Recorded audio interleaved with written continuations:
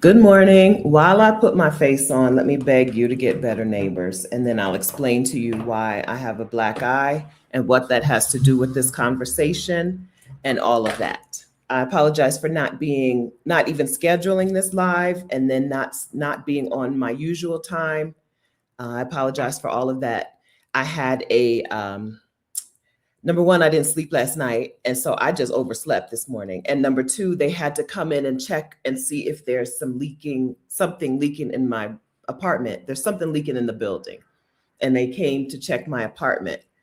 And he knocked on my door at exactly 10 a.m. or 10 Eastern time, 9 a.m., when I would normally be starting a live stream. And then when he left, after finding that the leaking was not coming from my apartment, when he left, I couldn't get on StreamYard. My internet was funny, so I couldn't get on StreamYard. So I hadn't put the StreamYard stream up ahead of time, and I was disrupted from being on time today. So I apologize for that. I know that we like to do things in a orderly fashion, including being together at 10 a.m. Eastern time. So I'm sorry I couldn't do that today, but I'm glad that you're here now.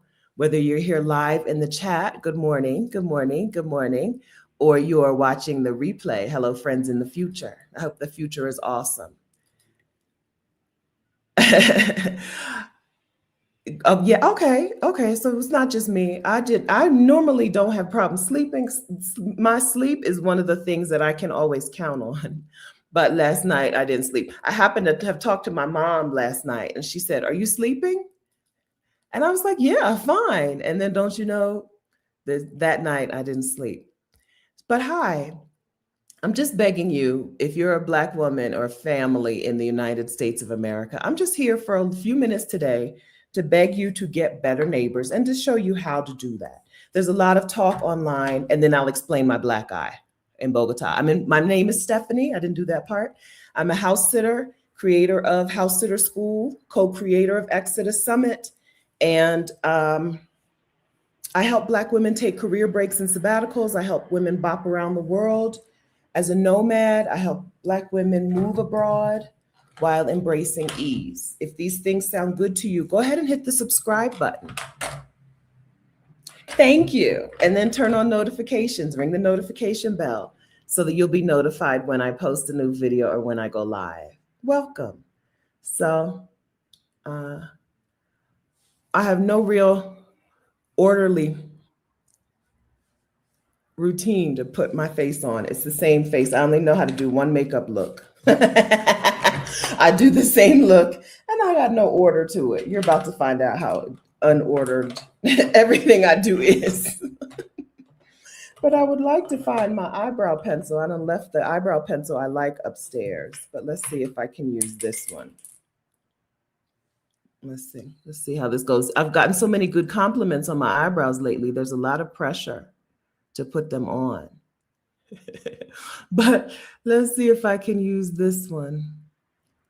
One of the things I would like for this house is a dressing table. I have a humongous bedroom in my apartment in Bogota. So I'd like to get a dressing table. Right now, I just keep all my makeup in this bucket in the bathroom. And I would like to have a proper dressing table. It's one of my dreams for this house. So there's a lot of talk on the internet about how white American people who have been diehard MAGA are starting to turn against MAGA. And the straw that broke the camel's back, gas prices and airport lines, right? Not any of the other egregious crimes against humanity. It's been gas prices and lines at the airport where you're starting to see some of your neighbors say, "Oh, let me take down this MAGA thing. Let me take down this, excuse me. I know I'm all over the place, okay? It's gonna be one of those, okay? Let me take down this thing. Let me stop wearing this hat. Let me take down this flag or this banner. Let me publicly speak out against Trump and MAGA. It's been the most basic shit that has finally gotten people to say, oh, I don't think this represents me and my ideals. And of course, Black people are prepared for that shift in people, right? They're prepared. I did one good and one not good. Can't stay like this. Black people are prepared for white people to shift their mindset. There's like a No King's Day march, No King's protest. I don't really understand the No King's protests, but whatever. Um, I just want to, we're not falling for the banana in the tailpipe. As I saw, I wish I had the link. I'd link to the actual video. I saw a creator yesterday who was saying, don't fall for it. They haven't changed their hearts, right? It hasn't touched their hearts. They still fundamentally believe in the same stuff. They just are upset about gas prices. They fundamentally believe, they're still fundamentally white supremacists. They still fundamentally believe that other people are not as human as they are and don't have a right to the same basic human decency, basic human rights that they have. They still believe that same stuff, right? They're just mad about the gas, right? Maybe the Epstein files. For some people, it may be the Epstein files, even though I don't know. It was already, all the evidence was already evidencing. But whatever the thing is that took them over the edge, it wasn't a care for people. You know, I do sincerely believe that American white people have gained the world and lost their souls. I think that's literal.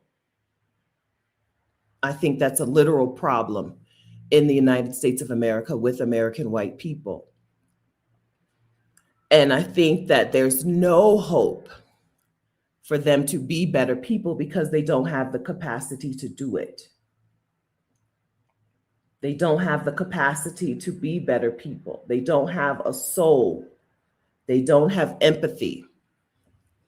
They don't have any connection between them and other humans.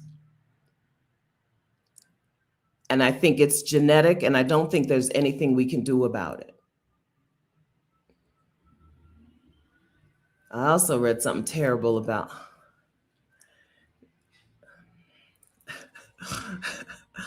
I also read that white people, I didn't know this, okay? I went to several HBCUs and I didn't know this. I also read that after they killed Nat Turner, they ate Nat Turner.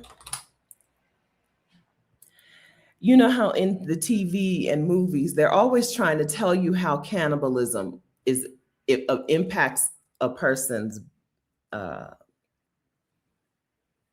brain. Was it the cannibalism? Right? Like, was it the cannibalism that's got these white people acting so crazy? Is it this next generation cannibal babies? Are these the cannibal babies? Was that the reason that they don't have a soul? I don't know. But, I'm not doing well at all. It's hard to do this on StreamYard. It's easier to do this in a mirror. On StreamYard, everything is reversed. But we do know that I don't want to say genetically. We do know that we carry our ancestors with us. Oh, genetically, that's right. It's in our DNA, right? Descendants of children of the Holocaust, they carry that stress and that higher levels of anxiety and all of that. They carry that with them. I think these white people, there's something in them that makes them less human than we are, and it makes them more dangerous, and it makes them terrible people to be around. So I'm in Bogota, Colombia, and last Saturday, I believe it was just last Saturday, I was on here talking about how Colombia, Bogota in particular,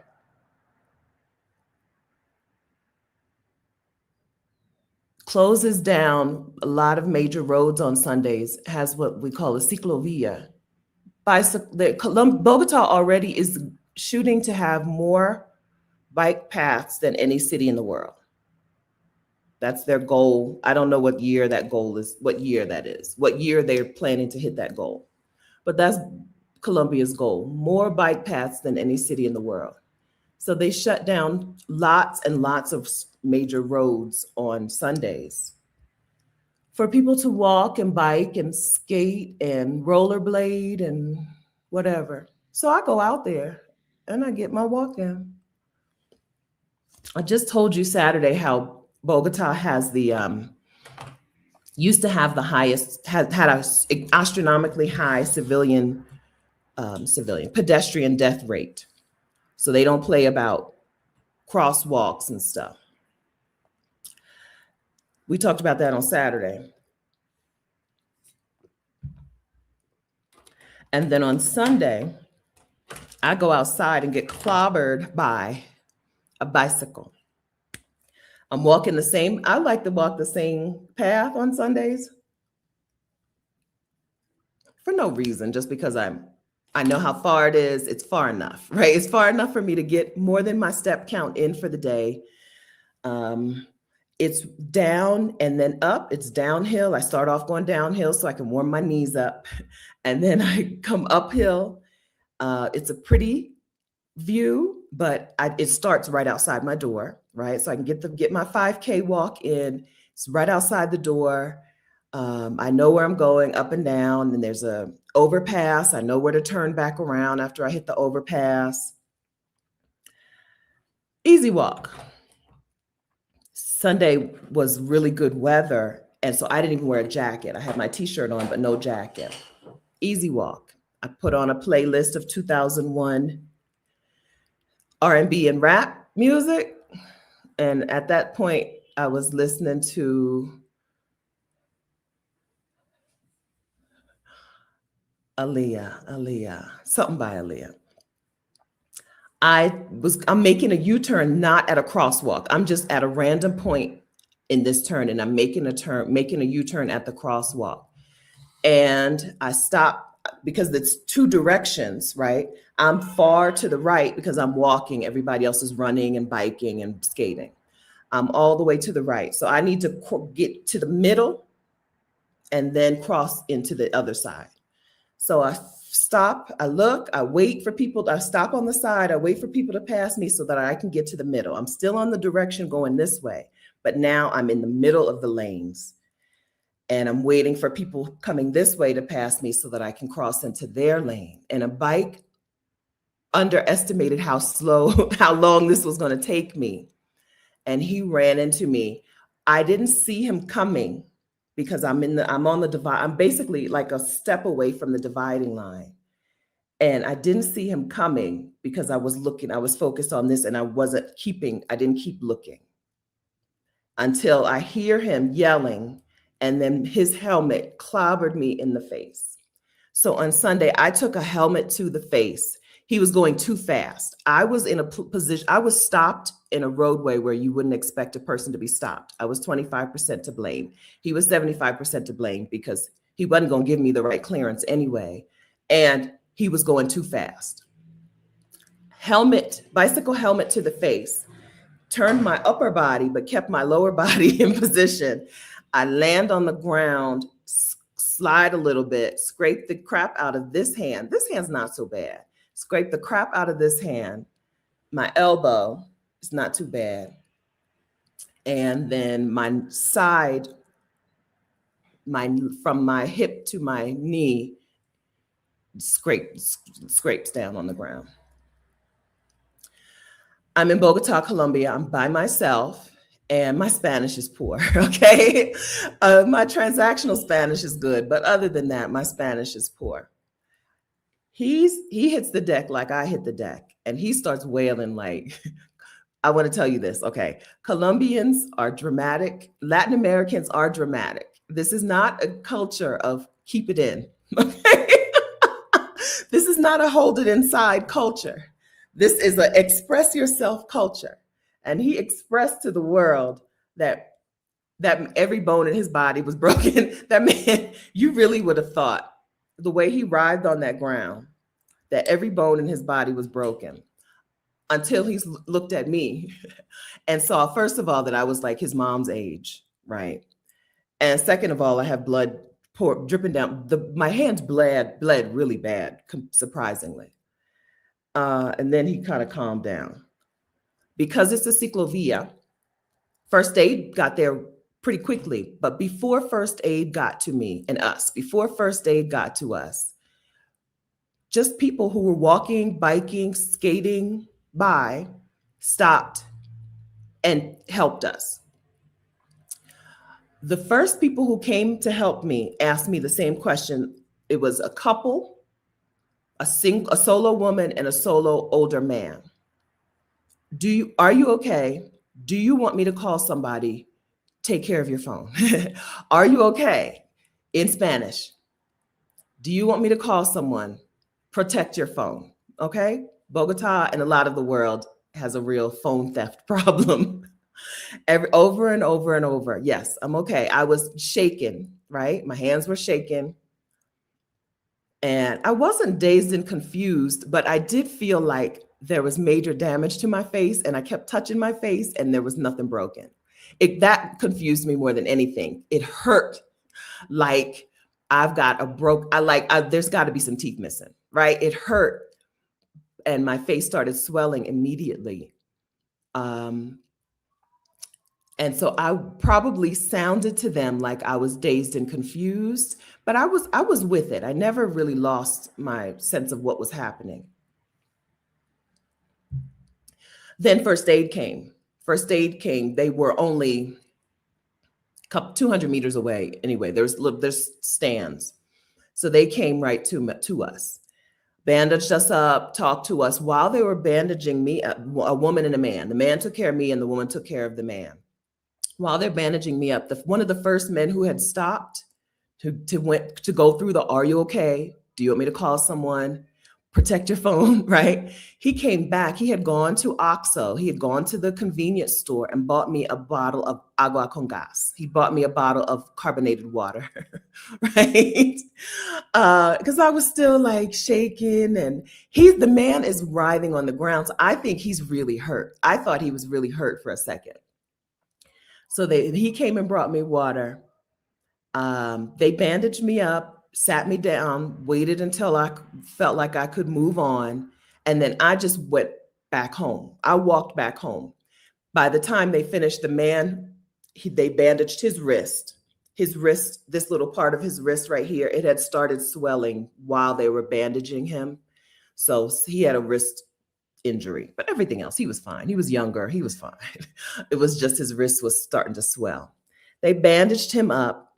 Then he went to there was a cart, just a man with a cart, because on the ciclovia, there was a man with a cart. He bought me a strawberry soda, right? I think the gray hair was helpful. I think not having dyed my hair recently helped me. And they said, okay, if you're okay to walk, go ahead and go. If not, call someone to come and get you. And I didn't want to tell them that I was there by myself, because I felt like they would go out of their way to walk with me, and I didn't want them to do that. So I start walking back, and then one of the women, who was the first women to stop and ask me, "Are you okay?" She's running back and forth, right? She's running, and then so she runs past me again, and I saw her and she saw me. And I put my head down, because I'm like not limping, but I walk like a person who just got clobbered by a bike, right? And my face is swollen. And so I'm like, don't come over here. Don't come. She makes a beeline, stops her run to come to me, puts her hand on my shoulder. "Are you okay? Do you want me to walk with you?" And I look, and she's wearing a Duke Medical School t-shirt. So I assume she's a doctor who went to Duke, she's a Colombian doctor, right? Puts her hand on my shoulder, and man, did I cry. I'm okay. And then I lied to her and told her I only needed to go 2 more streets. You don't need to walk with me. I'm only going 2 more streets. At that point, both of my hands were bandaged like this. And they put a big old thing on my elbow, and I'm moving a little slow and lumbery. And I'm okay. I'm okay. And I was so happy to see that lady again. I don't know that lady, but for some reason, it really touched me to see her again, for her to stop and check on me again, and for her to offer to walk with me. Um, really touched me. Then, less than 10 minutes from the house, guess who I see? Olga, my landlord. I've never once seen my landlord outside of this apartment. Even when sometimes I pay her rent in cash and sometimes I pay her through a transfer, whichever she prefers and whichever I can do conveniently. And even when I pay her my rent in cash, I drop it off in her building to her security guard. I don't see her. I've never seen Olga outside of this apartment. Who walks up on me while I'm lumbering back home? Olga. Right? I cried again. She's like, Stephanie. No, she doesn't say Stephanie. Most Colombians call me Stephanie. She was like, Stephanie, girl, Senora Olga. And then she was like, what happened? I told her, I did a little Spanglish with her. She speaks English. I tried to speak Spanish with her, but she speaks English. What happened? She's on a cane, mind you, because she had I guess that's okay. Y'all know Olga. She had hip replacement surgery last month, 2 months ago. So she was walking on a cane out getting her steps in. And I'm, looking like this. Oh, so she's like, oh, okay, you're okay. And then by the time I get to my building, she had WhatsApped them and let them know that something happened and I'm coming home. So they're out. My security guard is outside. My security guards never stay outside of the glass, but they were outside. I'm like, it really touched me. It really touched me to see Olga. First, to see this doctor come back and check on me again and offer to take me and whatever and let me cry. She just let me cry, patted me, right? I'm like, well, if she's a doctor, she knows that people sometimes cry just because they feel like scared and then relieved, right? She just patted me and let me cry for a minute on the sidewalk. And then Olga, I have not one time seen Olga outside of this apartment. She only lives, I don't know how to count that, 3 or 4 blocks away from me, my landlord. But she was out there. So, and then I came home and the security guards came home and ordered food, groceries, and medical supplies. I had to order some new gauze and bandages because this hand, it looked like a stigmata. This hand looks like there's a hole in my hand. It's scraped up so deeply. It looks like I have a hole in my hand.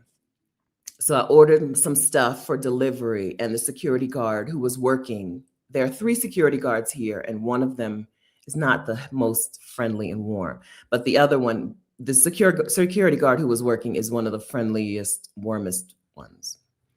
And so when my deliveries came, I didn't even go downstairs. He just put it on the elevator. I didn't go downstairs, and I didn't even say anything to him about stuff is coming. He just put it on the elevator and called me. And I just I'm right next to the elevator, went to the door, got my stuff, didn't have to go downstairs. So Colombia or Latin America or not the United States, go to a place where you have people around you who know how to be good people, who know how to care for one another, and who don't think that they're more important than the collective. The idea of individualism has killed the country, the United States of America, and that's one of the reasons I think there's no hope, right? I don't think American white people have humanity to give, okay? And so I don't think expecting humanity from them is going to be it's a losing proposition, right? I also have seen a lot of talk about y'all's new Homeland Security chief with the 2 names, right? And his lack of qualifications compared to any Black woman. The reason a white man with 0 qualifications is able to take over roles that they would never even think of handing to the most qualified Black women. They're white people. White supremacy has a hell of a hold on them. They need to feel superior. And so they believe that they are superior. And there's no amount of accolade, award, achievement that you could reach that will put you on a level field with them. And so I just want you to leave there. Like, seriously, I just want you to leave there. Adelia says, met a newish neighbor in the elevator this week who introduced themselves and said, ask me for anything. We are neighbors. Adelia lives in Mexico City. She's been in Mexico City for years now. Yeah, it's different. I've had amazing neighbors in the United States. When I lived in Wilmington, Delaware, I had fantastic neighbors, but every single one of them was a Black person. Okay. Well, Iris, my next door neighbor, when I moved in, she had a white boyfriend. Iris and Kenny, they were wonderful neighbors as well, as they were wonderful neighbors, period. But I had wonderful neighbors in the United States, but I lived in a Black neighborhood in Wilmington. White people in the United States, they just don't have it to give. They don't have the capacity. They don't have the capacity to be decent people because they don't have the capacity to see other people as equal with them. And so you can come to a place where people will stop and help you and give you a little warning, wait with you, pat you on the shoulder, let you cry, right? Call ahead and let somebody else know what happened. You can go to places like that. This is a small example of Bogota proving me right over and over and over again. Bogota, Colombia has proven me right over again. But I've also been extended amazing kindness and community around the world, right? In the Philippines and Thailand and all over Southeast Asia, in Costa Rica. Costa Ricans, I tell you, I think Costa Ricans are the best people. I'm not even in the place where I've said these are the best people in the world. I'm in a place where I'm like, these are great people. I think Costa Ricans are the best people. Costa Ricans, Fijians, Bermudans, and Filipinos. Okay, I got a list. Okay, we're going to put South Africans. We'll put them right there. We'll put them right there, right? Yes. This is the point of the crying. I'm a crybaby. You may not know that. I'm a crybaby. I will cry. And when I cry. I can't stop. Everything. I'm crying about this. And then while I'm crying, I might as well cry about this other thing. Right? First, let me cry about how scary that was. And then cry about how safe I feel now and how glad I am you're here. But also, I remember something else had happened earlier and I didn't cry. Let me cry about that as well. They just patted me and let me cry. Oh, you've been where for over a year? Where in Colombia are you? Oh, I can't get your thing on the KD Unmapped. Where in Colombia are you? There are people who have the capacity for kindness, generosity, warmth, and there are people who don't have it. I just want to reiterate that over and over. There are people who don't have it. And living your life among people who don't have it is making your life harder. It means you have to be guarded. It means you have to protect yourself at all times. It means you have to do all of the work that community and the collective is supposed to do in your life. Okay? It means you're doing everything for you. You're doing the things that the community and the collective are supposed to do for you. That's why you're tired. That's why you're burnt out. You're filling too many roles. Okay, lived in Cali, Medellin, and Bogota. Okay, if you're coming back to Bogota, be my friend, please. Okay, we have a Bogota meetup, April something teen. If you're in the Exodus Summit community at exodussummit.com/community, you'll see the link to the Bogota meetup. There's an art festival that weekend. So we're going to have a meetup and then probably go to the art festival, go to some art festival event. It's about time for me to get in the group and make sure everyone who's RSVP'd is really coming so I can find a place for us to have a meal. I know it's odd because I didn't set it up early. Hi, DL Ross. It's odd because I didn't set it up early because I didn't sleep last night and because the man came to check for a leak in my apartment. And I guess those are the only two reasons. I didn't set it up early and I was late. And I didn't send a phone alert. All of those reasons.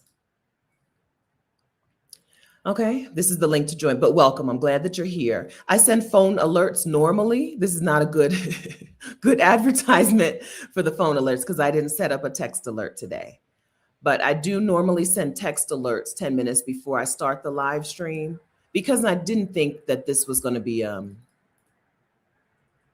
very helpful video. I didn't even send the text alerts. I am going to close out the Instagram live. If you want to get text alerts from me before I do a live stream, text YouTube to 888-403-4464. You just text the word YouTube to 888-403-4464.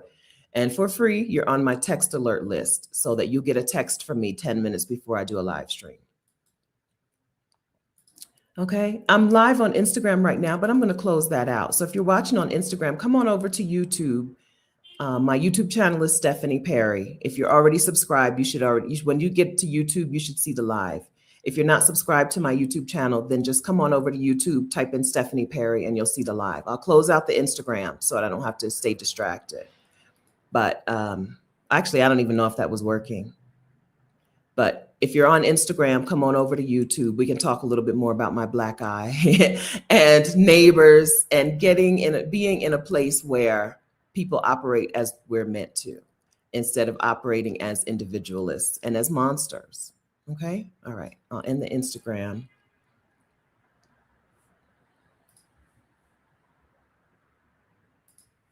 Okay. Thank you. Okay. So then let's remove the Instagram from here so that I can be normal. Okay. Now things look normal. All right. So as I said, this video is just to implore you to get to a place where you have better neighbors. I don't have any, you ask me some questions, right? That's my whole agenda for the day.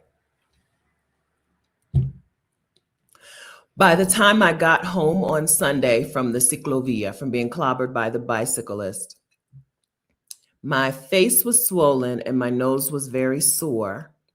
This side of everything over here just really hurt. And this was my cheekbone swole, puffed up. Everybody who stopped, I was standing on the side of the road looking like this, looking down at my hands over and over because I don't know, I've never seen that much blood from a hand. You know, some things doesn't seem like they should bleed that much. The hands don't seem like they should bleed that much. And this hand, this flap opened up, right? But everybody who stopped was like, no, girl, it's your face. Right? You worried about your hands. The problem is your face. That is a thing you need to get some attention. Right? By the time I got home, my face was swollen and puffed up. And I was like, tomorrow I'm going to be crazy sore. But you can't take Motrin in case there's some sort of internal bleeding or concussion. You're not supposed to take Motrin. And I don't have Tylenol or I couldn't find my Tylenol. So I expected to be really sore the next morning. I woke up the next day, not sore at all and looking very normal. This black eye took 3 days to really develop. And this is as black as it is. I have a little bit of eye makeup. Y'all saw me. I put a little bit of eye makeup on up here, but this is as black as my eye got, considering he hit me at a high rate of speed with that bicycle helmet. This is as much damage as I've got. So a little disturbing thing about my face is that apparently I always look like I've been hit in the face with a bicycle helmet. That's the most upsetting thing about this whole thing. For me to look so normal,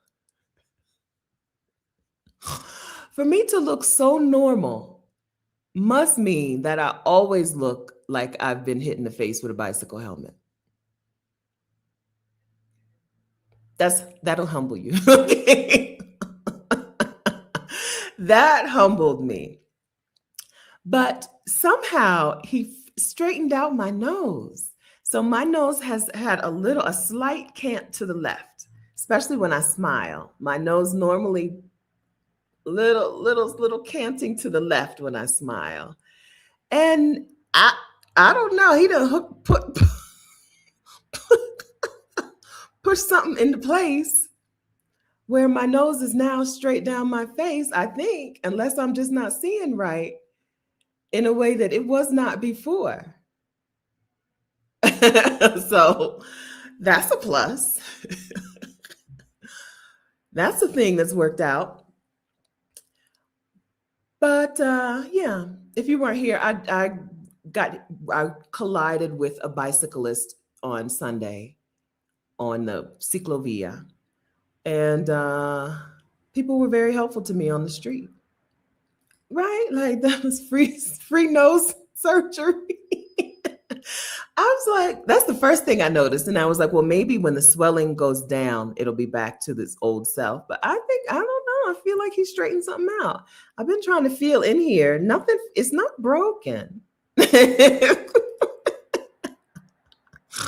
straightened something out. So I don't know. Things. My mom said yesterday, things work out for you. Things have been working out in my favor. I should have gotten X-rays. I don't know. I felt everything. Everything felt fine. The thing that was really concerning, the only thing that I felt like I maybe should have gotten checked out, and I may still go, is my elbow. It's still, nothing feels broken, but it feels weird. Nothing's moving. It just feels weird. Some of it is the swelling. I may go get that checked out. I don't think, I don't know. Maybe. When I go, I've got insurance here. So when I go, they may be like, let's check this and that. CC, hey CC. I was stopped in a place where he expected me to only stop for a second, but I stopped on the ciclovia to make sure the bikes coming the other way weren't going to hit me. And he didn't give me enough clearance and he was going too fast. So 25% on me, 25% me being stopped in a place where everyone is moving because I wanted to make a U-turn and I didn't want to go all the way to the next crosswalk. 25% me for being stopped in a place where people don't stop. But when I stopped, in my defense, Your Honor, when I stopped, there was no one, right? So he came fast. He was coming too fast. And 25% that, 75% him going too fast and not giving me enough. He was never planning to give me enough clearance. His plan was always for me to move out of the way, not for him to make it around me. All he had to do was go around me. But he thought I was going to keep moving. I stopped to make sure that the other bikes passing were going to pass me. He hit me right when I was about to take that step into the next lane. So they had me fill out, the first aid people who came had me fill out some stuff, but that was it. His bike was expensive. His bike, you know how sometimes you see bikes, you're like, I don't even understand how that bike operates. It doesn't have like the gear thing and doesn't look like a bike. He had a very expensive bike. He was local. He had a very expensive bike. So I think that was what pissed him off. Right? Very expensive bike. But like I said, by the time he stopped writhing on the ground and looked at me good, so I have gray hair. I'm his mom's age and I'm bleeding. He stopped being a drama king and just became a normal person. I think his initial plan was to blame me, but then once he saw me, he was like, "Oh, okay." Plus, enough people saw what happened that if he had been like, this is your fault, other people would have been like, "No, dude." I wasn't jaywalking. I guess I don't know what jaywalking's definition is. We were on a path. There was a lane going this way and a lane coming this way. And I want to go from this lane to this lane, right? So I stop, let people pass me, I frogger into the middle, And then now I'm not looking back here. I'm looking at this, the people coming this direction. So it wasn't, yeah, yes. It was very that girl. Like, I think this man he done broke every bone in his body. The way he's performing on that ground, he have broke every bone in his body. Oh, what are we going to do about this? And then, by the time first aid comes and he's sitting up, they're like, does this hurt? No. Does this hurt? No, no, no, no. It's I don't mean to minimize it, but it was only his wrist. No, I was walking and he was on a bike. Yeah, no. Yeah, no. I wasn't expecting him to be like, let me serve you with papers, but I did expect him to do more yelling at first. But once he saw me, he was like, oh, okay. Let me calm down. And then the older man in a white t-shirt went to the OXXO and bought me that bottle of water. He only bought it for me. He only gave me a little bottle of agua con gas, not the man. The first aid people came to help me. Columbia shuts down streets on Sundays so that you can exercise. And that's where I was. And they have first aid stations and stuff.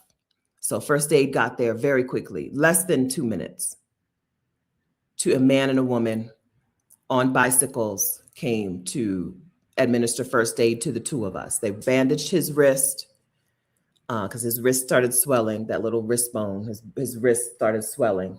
Bandaged his wrist, bandaged my hands, my elbow. They squirted normal saline on me to clean the wounds. Yeah, all of that. Yeah, Mexico does this too. I've seen it in Guadalajara. Guadalajara shuts down major roads for exercise. Yeah. Coffee Brown says 2 days ago, my neighbor got hit by a cyclist, broke both of his arms. Wow. I hope he's all right. I hope he has a speedy recovery. Yeah, so this is a warning to me to make sure my bones are in good condition. Make sure osteoporosis is not on the menu for me, because it could have been bad. I'm telling you, when I hit the ground, I'm like, this is bad. When I hit the ground, I thought it was my face. I was like, my, you know how you have like recurring, I don't really have a recurring nightmare about it, but my fear is getting my teeth broken out, right? Anytime I fall or trip or stumble, my first reaction is, oh no, don't bust your mouth. Do not get your teeth broken out. But I was like, in those first seconds, certain that I lost some teeth, certain that I'd broken a bone in my arm or something, right? It was ouch, ouch. And by the time I came around, everything was good. I didn't think a house call would be any more helpful than the first aid that they rendered to me, that the first aid people rendered to me. So I didn't bother with a house call. You know, I don't mind a house call when I don't feel good. My insurance covers it. My insurance is $1,800 for a full year, and it covers house calls. But I didn't think that would do anything other than what I'd already done, what the first aid people had already done for me. They knew what they were doing. So yeah, the reason I'm talking, what is my insurance? Sura, S-U-R-A, it's a Colombian insurance company. I just want you to know that there is a place where you can be part of a collective instead of the one. Where you can be part of a collective instead of the one person who has to do everything. You can be part of a collective instead of the one person who is raising your children, right? People down here, they got a nanny, they got a nighttime nanny, they got a whatever. In a lot of the world, even if goods are expensive, labor is not expensive. So whether whether your collective is all family and friends or includes paid people, that is part of the collective. Having a place where it operates like that, having a place where it's normal to operate in that way is part of the collective. It counts.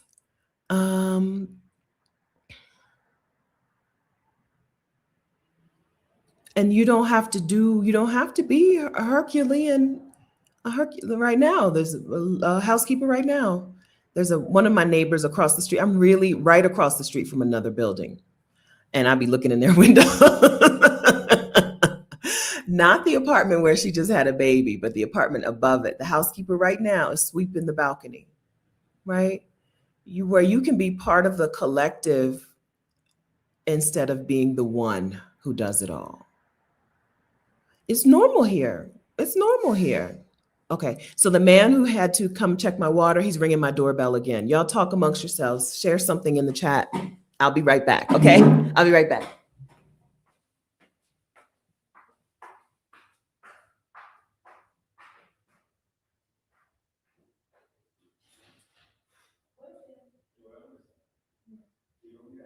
Oh, sí, por favor.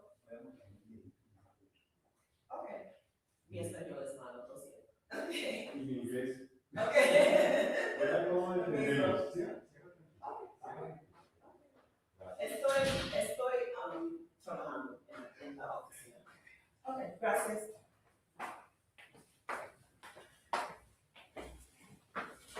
All right. Okay. Oh, Connie Perry, my mom asked me to tell y'all. Yeah, my mom was triple booked today. She asked me to make sure you understand that she is concerned. She thinks that her not being in the chat today might be interpreted as she's not concerned about my face and me getting clobbered. So she asked me to let y'all know that she's triple booked. She's probably like incognito listening, maybe, but she's not in the chat. I called her last night so that she would know that why I look like this. I didn't tell her because I don't, sometimes when people worried about stuff, they got their own stuff going on. Because two of the things she's into doing today is funerals, right? So I didn't tell her, but yesterday I was like, well, let me go ahead and tell her because no matter, I don't have heavy coverage makeup. Right now, I'm using Danessa Myricks Blurring Balm, but that stuff is not coverage. So it's not worth trying to cover this black eye. And I'd like Bare Minerals, my Bare Minerals powder. Those are the two things I alternate between for makeup. And you can see I don't do full coverage. You saw me do my makeup. And she was like, so I called her last night to make sure that she knew why my face looked like this, even though it looks normal. I'm still very upset that my face looks absolutely normal because that means I always look like I got hit in the head with a helmet. And nobody wants to hear that. Nobody. All right. Did you share anything in the chat? Did we share what we needed to share? He's here taking some pictures. They're trying to find a leak downstairs, but he said it's coming from I'm next to like a utility room in my building. So I think the leak is coming from there, but he's back in here taking some pictures. So he's still in here. I might have to get back up again. Yeah. So deport racists, got to get to Costco. More shit's hitting the fan globally. Yeah, I made a list. Did we talk about this out loud? I made a list of some things to get so that if Colombia is hit with outages like other places have been, how do I eat, right? How do I stay alive for a while? But I haven't done it. So I think we all need to have some rations, some preparations. I think it's time to all do the basic amount of prepping. I don't feel unsafe. I feel safe in Colombia, but I do think, you might want to have some oatmeal and water. My list was oatmeal, peanut butter, water, beans, rice. And then y'all told me to get sardines. We did talk about it because y'all told me to get sardines. I've never had a sardine in my life. Maybe I'll do canned tuna. I've never had a sardine because I just learned like a few months ago that sardines and anchovies are two different things. I was like, yeah, I've had sardines, right? I just learned Rashida loves sardines, and I didn't know that they weren't anchovies. So I got to do some things. Do most Colombians get water delivered?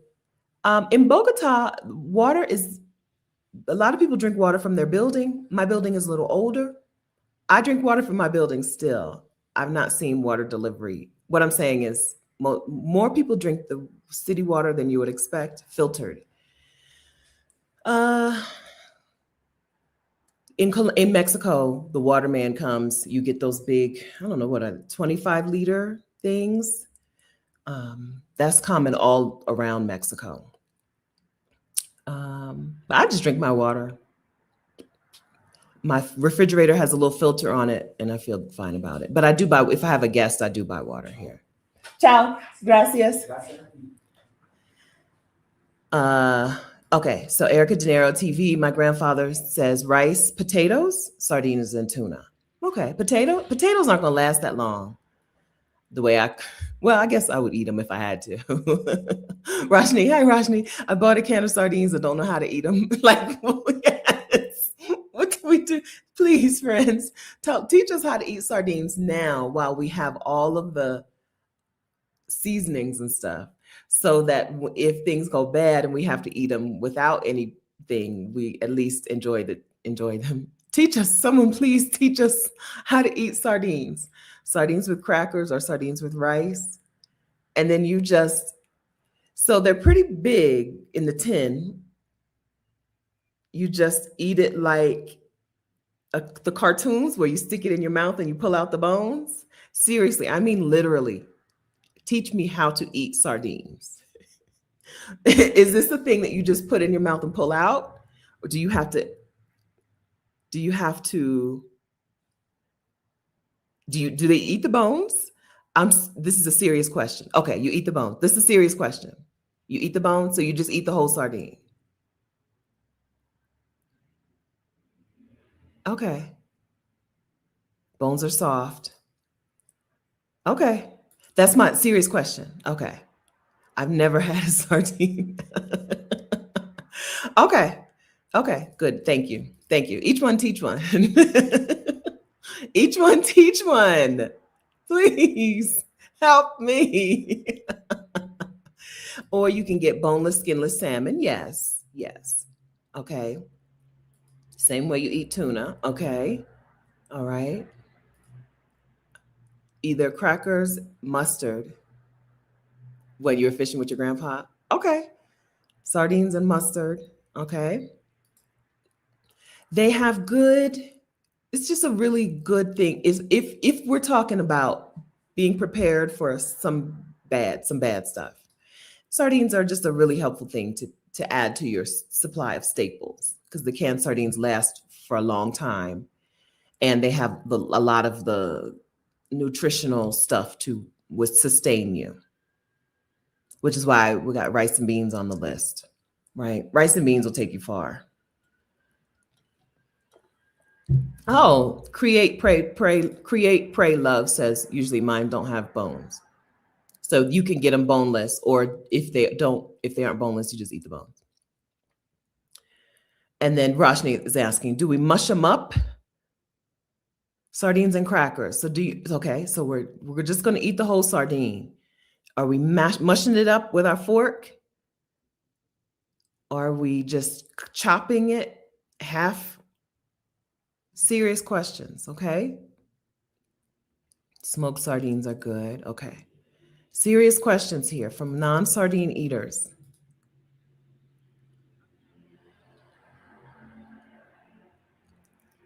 Okay, Kate Ballard says you can scramble them.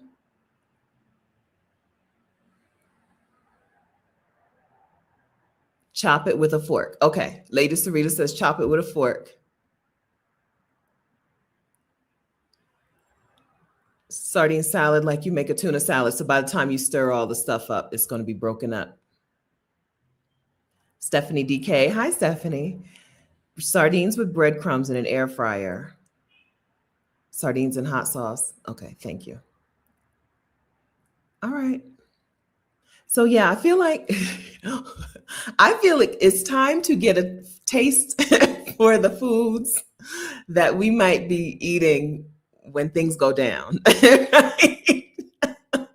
I think it's time to get a taste for sardines. in case things go down and I need to be sustained by sardines. That's where I think we are in the world. I don't know about y'all, okay? Well, I think it's time to have supplies and have supplies that you can eat, that you can get down your gullet. And I think I need to learn how to eat sardines for such a time as this. I think it's go time on that. I'm not, I do, I'm not an alarmist. I don't think in my life, I don't think I'm an alarmist. When I go back, I'll read your comments. Thank you for giving us help here. When I go back and rewatch, I'll read your recipes. I'll make sure that I try out some things. Thank you for helping us. Yeah, y'all have good. This is good. This is good information. Yeah, I think it's time to be prepared and to be able to eat the things that you have in your supply. Because I wouldn't want to wait until it's too late to be like, oh, what do I do about these sardines y'all told me to get for as preparation? What do I do? What do I do with them? I don't know if sardines, I don't know why they always say sardines over tuna, canned tuna or canned salmon, but I'm assuming that sardines are a better, more vitamin and mineral and protein packed item than those. I know it's the omega-3s and whatever. Sardines are just like, they're like kind of like a superfood. A lot of food that we've been told is, I don't know, poor people food is actually a superfood. And sardines are one of them. Yeah, good for your joints, tasty. Put them in hot sauce. One thing I do have is hot sauce. I got some stuff around here. Okay. Yeah, so less mercury than tuna. Okay. Yeah, they're like a superfood. So I need to know how to eat it. Yeah, we don't have Costco here. We have Price Smart, which is somehow affiliated with Costco. I think Costco bought Price Smart a while ago. I think. Well, in Costa Rica, let's say this. The Price Smarts in Costa Rica, Costco had bought them. So I need to go. I do want to go there and get some stuff, right? I told you, rice, beans, oatmeal, peanut butter, sardines. And then I'm supposed to start growing something that has vitamin C. Spam is a prepper staple. So when I was a kid, my dad we used to eat spam. So I think I could regain my taste for spam. We eat scrapple in Delaware, and they're not a whole lot different. I mean, they taste very different. Scrapple and spam taste very different. But in terms of the ability to eat them, if you can eat scrapple, you can eat spam. If you can eat spam, you can eat scrapple, right? Some of it is meat. Somebody knows something says spam. Some parts are meat, right? If you can eat one, you can eat the other. Scrapple just requires refrigeration and spam does not. So I think I can do that. Oh, yes. So I'm supposed to be figuring out a way to get something with vitamin C growing on my balcony. Vitamin C is the thing, right? That's the thing that you can't, if you're not getting new food into the city, a vitamin C is the thing that's going to be a problem. Yes. Beans, chickpeas, red beans, white beans, black beans. Yes. I think beans also a superfood, right? Beans, a thing that will take you far. I love me some scrapple. I love scrapple. So I know I think I could get into spam because like I said, we used to eat it and I eat scrapple. So I think I could get into spam. It's the sardines that I'm concerned about. It's the sardines that concern me. Yeah, I think if you can do one, you can do the other. They don't taste the same, but it's the same concept, right? A lot of eating scrapple is psychological. it's, it's psychological. I don't just eat scrapple, I love scrapple. When I go to Delaware, there is new scrapple in the refrigerator. Because if not, my parents, do you have this problem at your parents' house? It took me the longest time to learn that you can't just go in their refrigerator and eat stuff because it's expired and they're trying to kill me. The worst I've ever felt in my life was after going to their house, frying up some sausage And then later realized, finding out that sausage had expired like months and months, maybe a year ago. I have not been that sick. I've had COVID.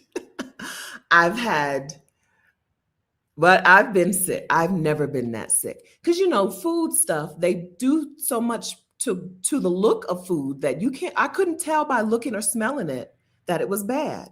If you get stuff from the grocery, like grocery store stuff, now they go to the butcher shop for a lot of their meat. And so it does go bad and you can see that it's going bad. But if you get some sausages from the grocery store, there's dyes and preservatives in it, and you can't really you can't tell from cooking and smelling it. Sometimes I couldn't tell. I was on death's door. I don't know what that was. It chicken? What do you get from pork? Whatever it was, I had it. So I've now learned to ask questions about food in their refrigerator. I guess with the two of them, it's hard for them to keep a handle on what's old and what's new. I don't know. You got to check the dates. But when I come back, they'll almost always just buy a new scrapple, even if they have a scrapple in there. A brick, I call it a brick, right? They call it, even if they got a brick in the fridge already, they'll go and buy me some new scrapple, usually from the butcher shop. If not, we have a specific brand that we like at the grocery store. No. I eats the meats, girl. I eats the whole pig, from the rooter to the tutor.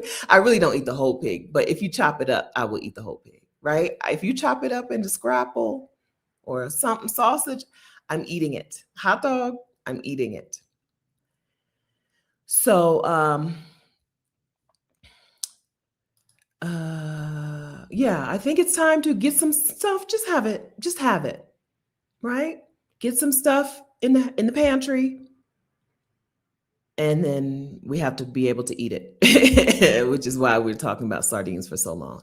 We got to be able to eat it. Kylie said she couldn't see my black eye on the phone, but on TV she can see it. I'm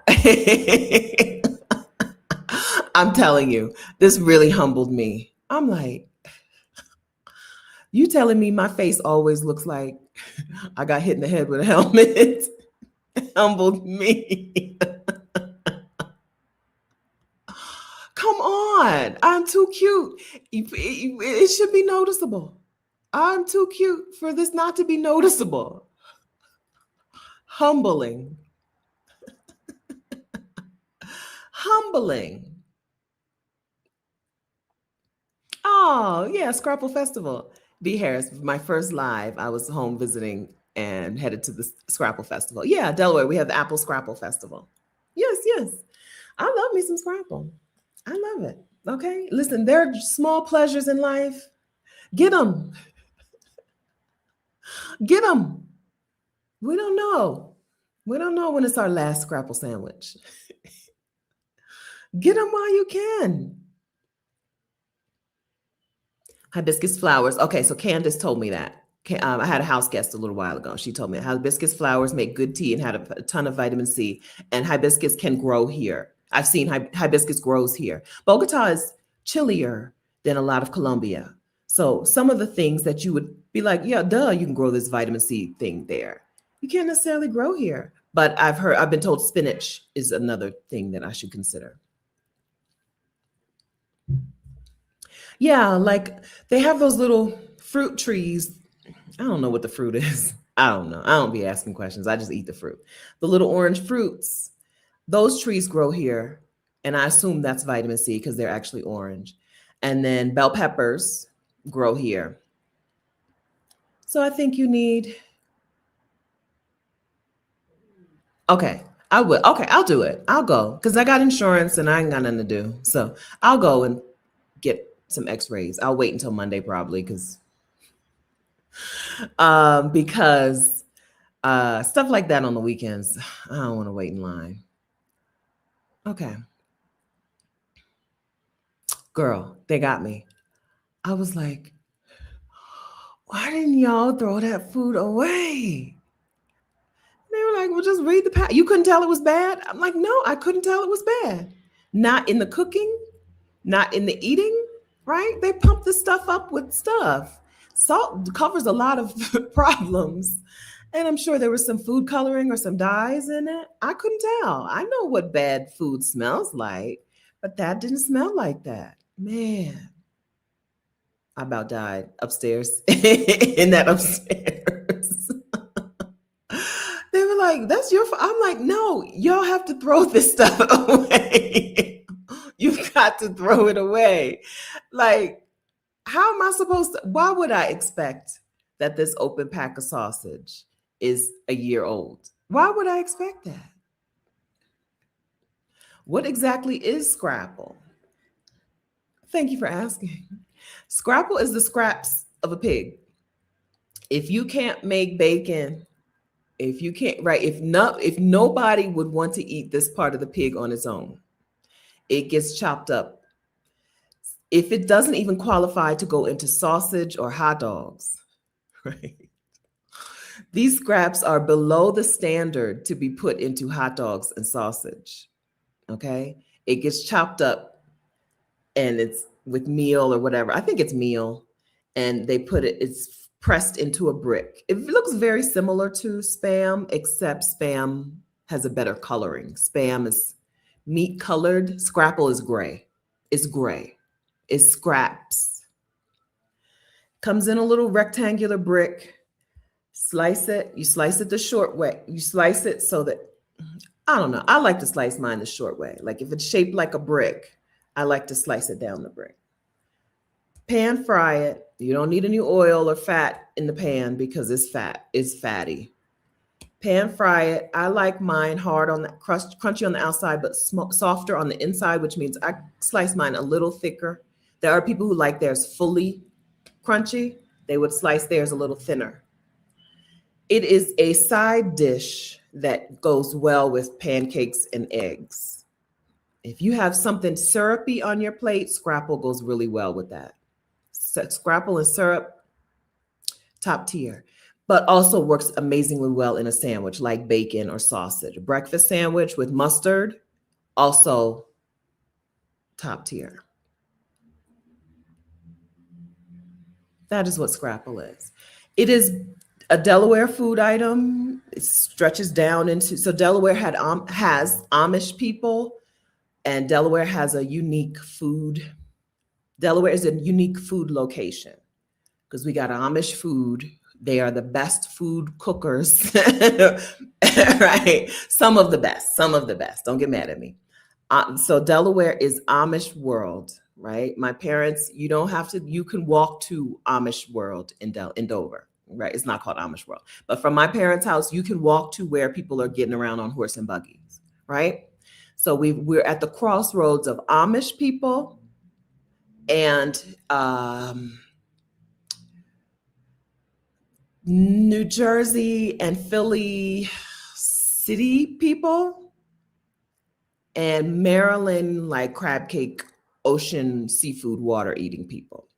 Delaware is a really good food location because you can get amazing, you could be eating as well as someone eating crab cakes in Baltimore, or as well as someone eating good cheese. The best cheesesteaks are not just in Philly, they drip down into Delaware, right? The best crab cakes are not just in Baltimore, they slid up into Delaware. So we're at the crossroads of cheesesteaks, crab cakes, good sub sandwiches like Italian sandwiches.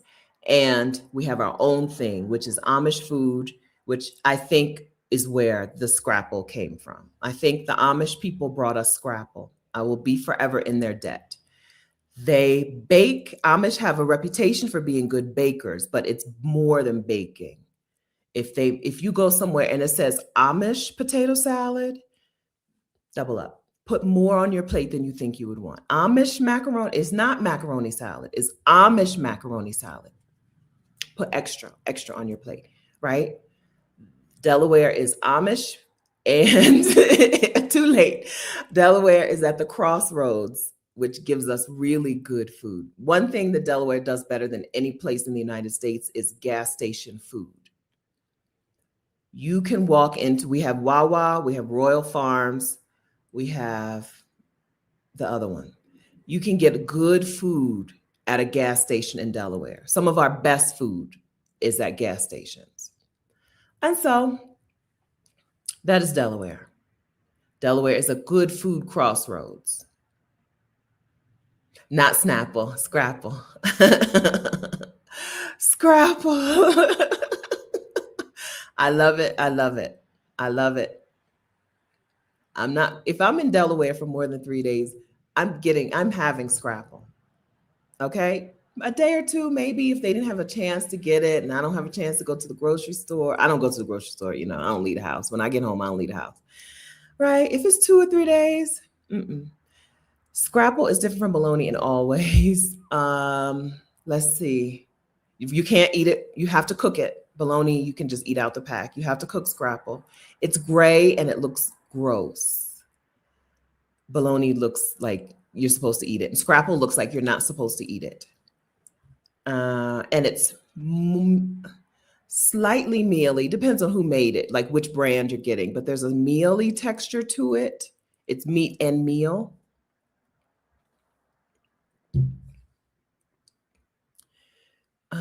It's very different. It's more Spam than, so I would say bologna and Spam are more closely related than Scrapple. It's really the scraps. It's really the scraps. Yeah, so Alicia likes hers crispy all the way. I cut mine a little thicker so it's crispy on the outside and, not soft on the inside. But it's gray. Like, I'm not exaggerating. It's gray until you cook it. It browns up when you cook it. I know, but it's delicious. There is nothing more Delaware than a Scrapple sandwich. The home of the Apple Scrapple Festival. It happens in the fall when apples are on, apples in season, and Scrapple. Grey Gruel. There's nothing like it. There's nothing like it. You can't satisfy that taste with anything else, right? Sausage, bacon, it's not the same. I love bacon and sausage, and I can alternate. If you don't have good, like here in Colombia, they don't have good bacon. They don't have good bacon. So I'd be like, just give me sausage. If I go to a breakfast restaurant, give me sausage links. There's one bagel place, their bagel sandwiches, they have good bacon on their bagel sandwiches, but most of the bacon here is so tasteless and I just don't like it.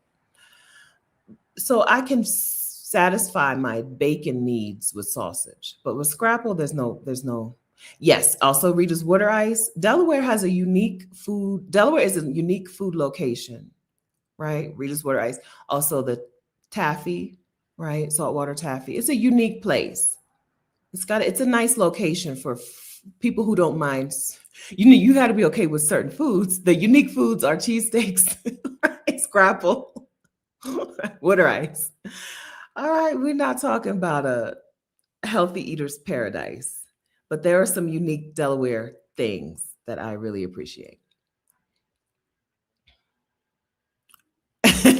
I just never had sardines. That's all. I feel like I'm a few tastings away. I've just never had them. I'm not. It's just I just never had them, and they look. I'm American. I'm used to my food not looking like the animal it used to be. Right?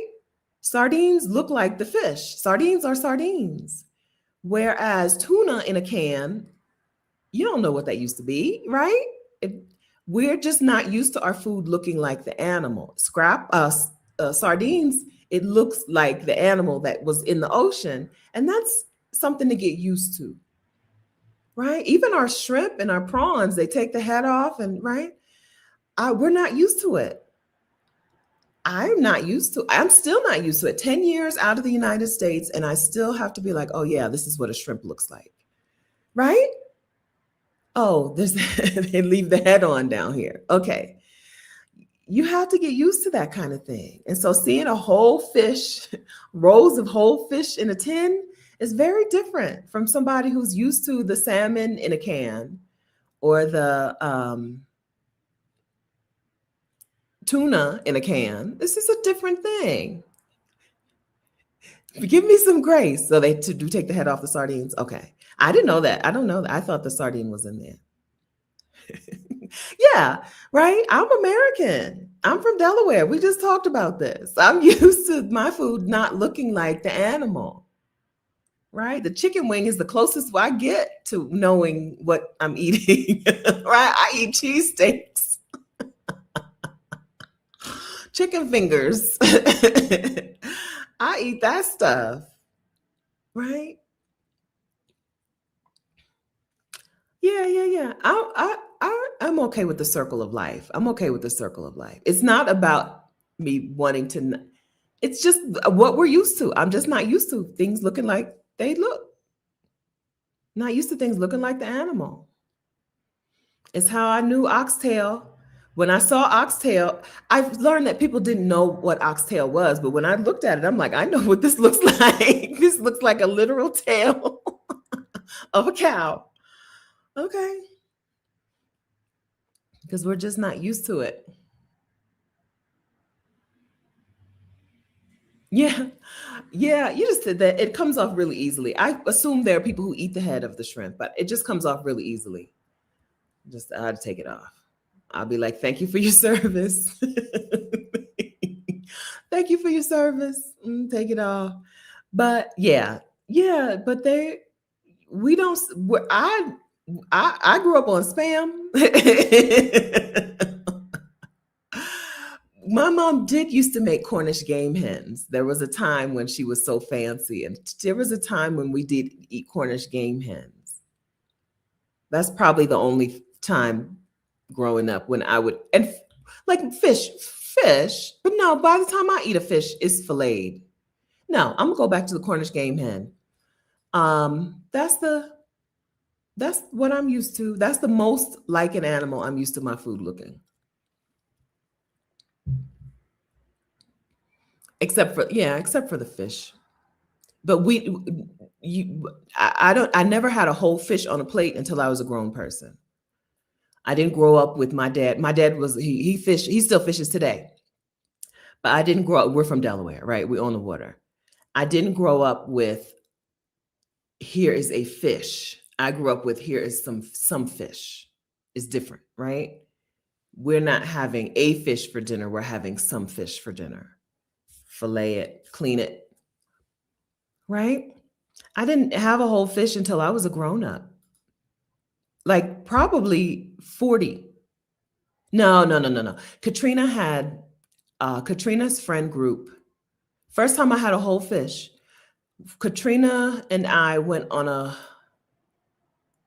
trip to Jamaica. After the trip to Jamaica, with some of her friends, after the trip to Jamaica, they had a Thanksgiving party, and Angie and her sister, Angie and at their house, one of them's house, and they had whole fish, and we just picked off the whole fish. And so that was early 2000. That was before 2005. 20 years. It's only been 20 years since I've seen since the first time I ate a whole fish. I'm 51 years old, right? That's it's a different thing. So that's why I need y'all to explain to me how to eat a sardine. Okay. I'm used to my food being chopped up and processed a little bit. Right? Okay. From Scrubs to Thailand. Still never had a whole fish. Get you some Caribbean friends. Because that's how they do it. They're not gonna do all this processing of the fish. Okay. Get you some Caribbean friends. All right. Is there anything else we need to discuss about life and things?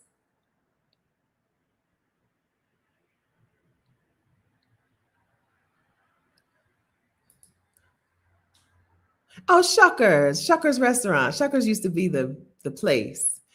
Hey, Bedina BB, stationed at Dover Air Force Base. Helicopter-sized mosquitoes. Ate Buffalo Wild Wings, fish and shrimp at Shuckers. Yeah, Shuckers used to be our place. Yeah.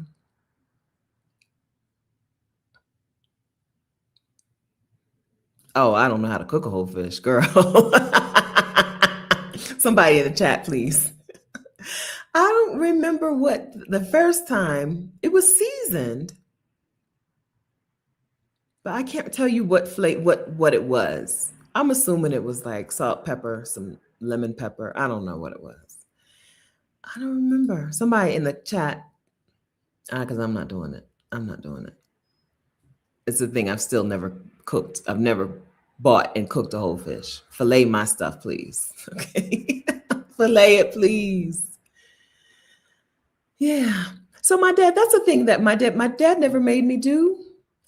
Someone asked on Threads this week, like, if you had a dad, if you grew up with a dad, did he teach you X, Y, Z? My dad taught me car stuff. Oh no, I refused to use it. Once I got a flat tire one time and I called a tow truck. I'm like, I'm not changing this tire. My dad taught me car stuff, but he didn't teach me cooking stuff. He cooked a percentage of the time in our house.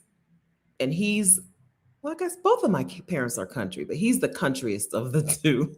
He's the countryest one. But I never scaled a fish, which is surprising considering how much fish we ate, how often he would go and catch fish and bring fish home. I never scaled a fish. He never taught me how to scale a fish. So I don't deal with it. I don't deal with it. He did it. I've seen my mom do it, but nobody was ever like, get in here and do that. They were very...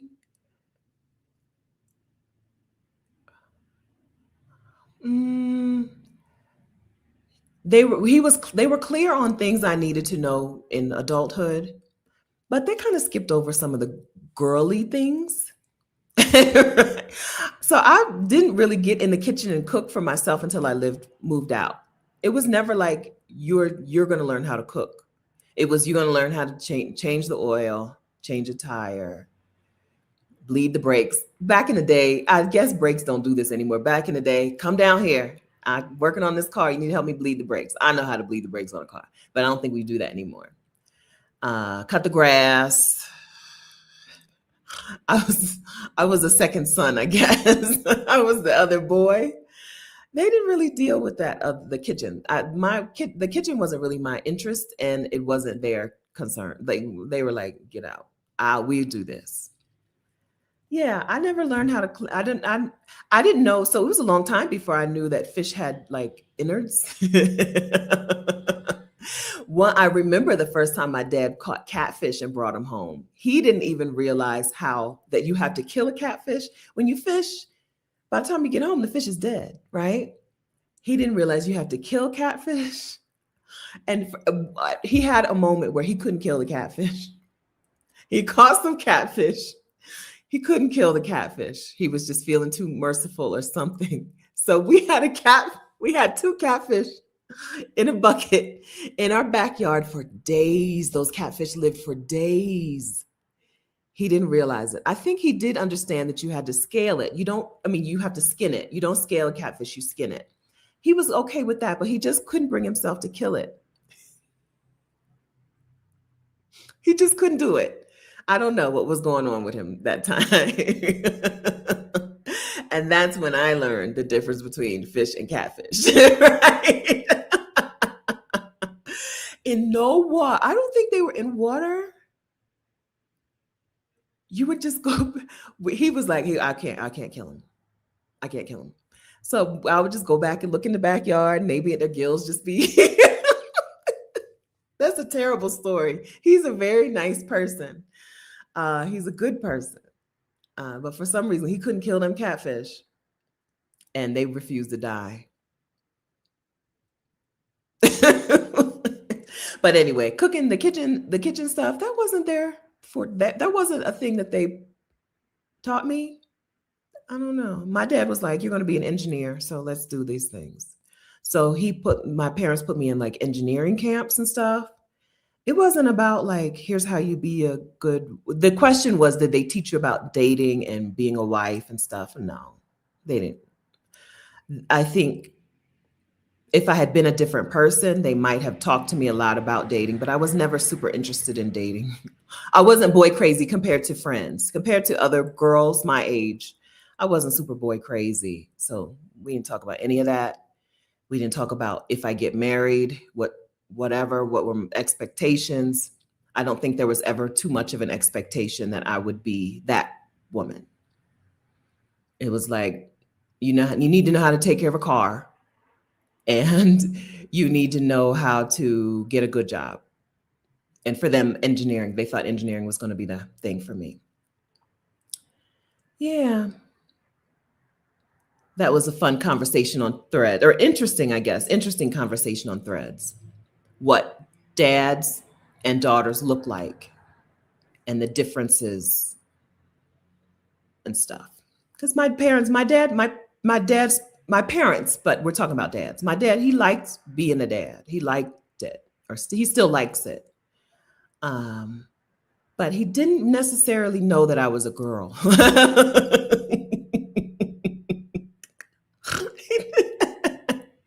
He didn't necessarily know that I was a girl and that I should be learning different things.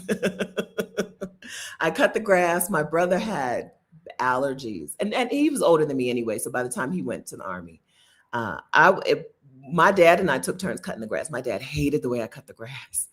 He would cut the grass up and back and up and back, and I would cut the grass in a round and then close the circle and close the circle. He hated it. He hated it, but it was my turn. I'm cutting the grass. He hated it because it would leave the lines, and he wanted the lines to go back and forth and back and forth. And mine was like, what is this? Stop doing that. I'm like, it's my turn. I'm going around and around. I liked it because every loop was a little bit shorter. When you go back and forth, it's the same distance every time, right? He hated it. That was us. It wasn't necessarily I have a daughter. It was I have a child who's going to be an adult someday. And so I didn't. So all that to say, there's a lot of things in the kitchen. When I was home last time, I was like, "Now show me how you make greens." I've cooked greens. I can cook greens, but they never are what theirs are. Both my parents can do that. If you're talking like traditional, what you would call soul food, both of them can do that better than me. Even though I can do it, I can do it. I don't like it. I don't like doing it, but I'll do it. So I'm like, even last time I was home, show me what's missing. What am I missing? What did you do to these greens? Because they weren't really interested in putting me in the kitchen. And I wasn't interested in being in the kitchen. Yes. All right. I was always going to do the easiest thing, what felt like the easiest thing. Always going to do what felt like the easiest. Crop circles. He hated it.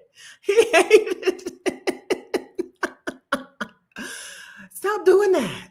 Back and forth. You see the lines? Look at this. I mean, I see it.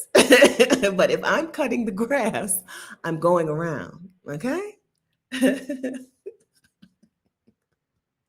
I'm sure men, there's a lot of pride in the lawn for men in the suburbs. So I'm sure not only did he hate it, but I'm sure neighbors rode by like, what? I'm sure other men also were like, what is going on here? Every other week, they got these crop circles. Hated it. He hated it.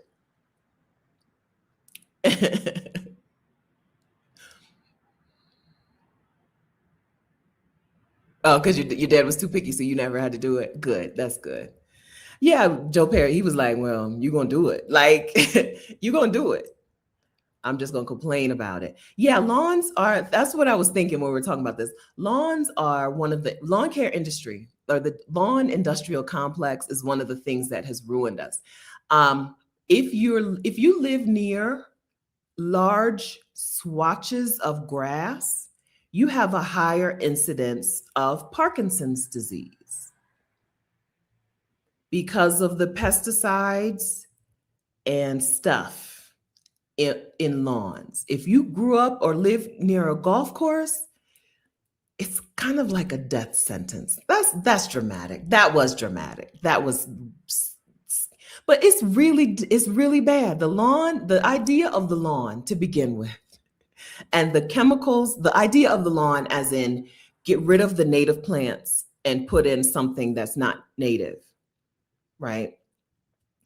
Plus the idea of, and we've got to whack the hell out of these weeds with these chemicals really, really did a number on us. The lawn industry, the automobile industry, and the gas industry really changed what this country could have been. By this country, I mean the United States. Your country, our country, whatever. I don't live there, but whatever. Changed what could have been in the United States of America. A few industries, right? After Reconstruction, right? So slavery, of course, but after Reconstruction, a few things got a real strong hold in the United States and ruined what could have been. Because the United States is so beautiful. The land is so beautiful and diverse and could really support life in a way that was just steamrolled for highways, parking lots, and lawns.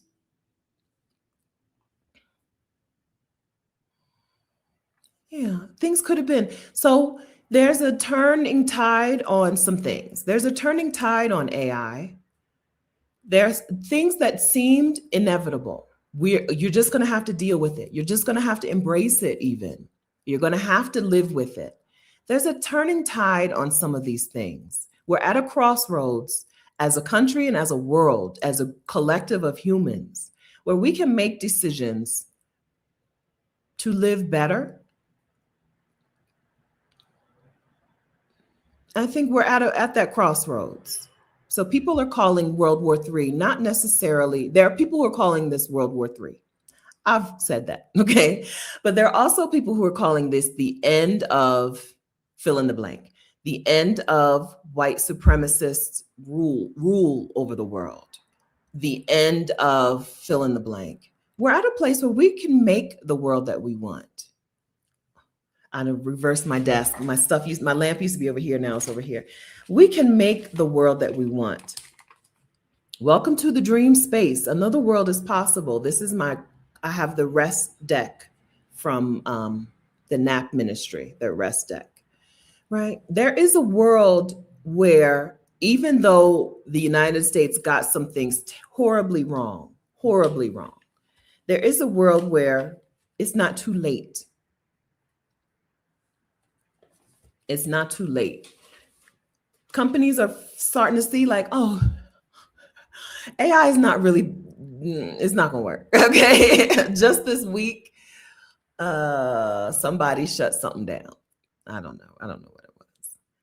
Things that we've been told, you're just gonna have to deal with it. AI is coming, or AI is here, and you're just gonna have to deal with it. It's gonna drain your resources.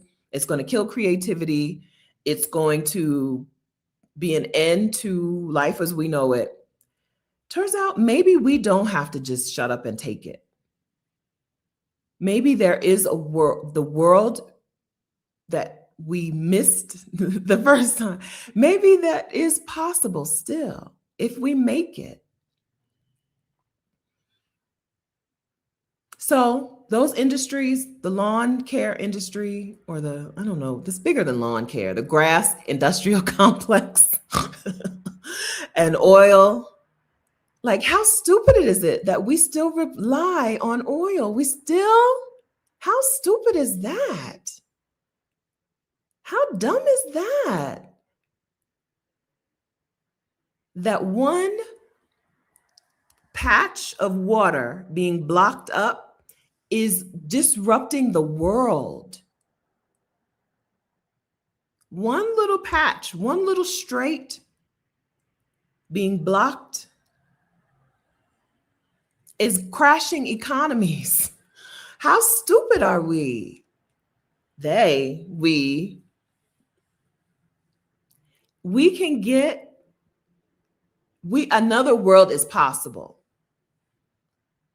And is this maybe going to be, I don't want catastrophic, impactful, let me say, impactful enough that we finally say, oh, let's not rely on oil and gas. Let's turn the table on this. Because like, how is it possible? I was in the Army in 2000 to 2005.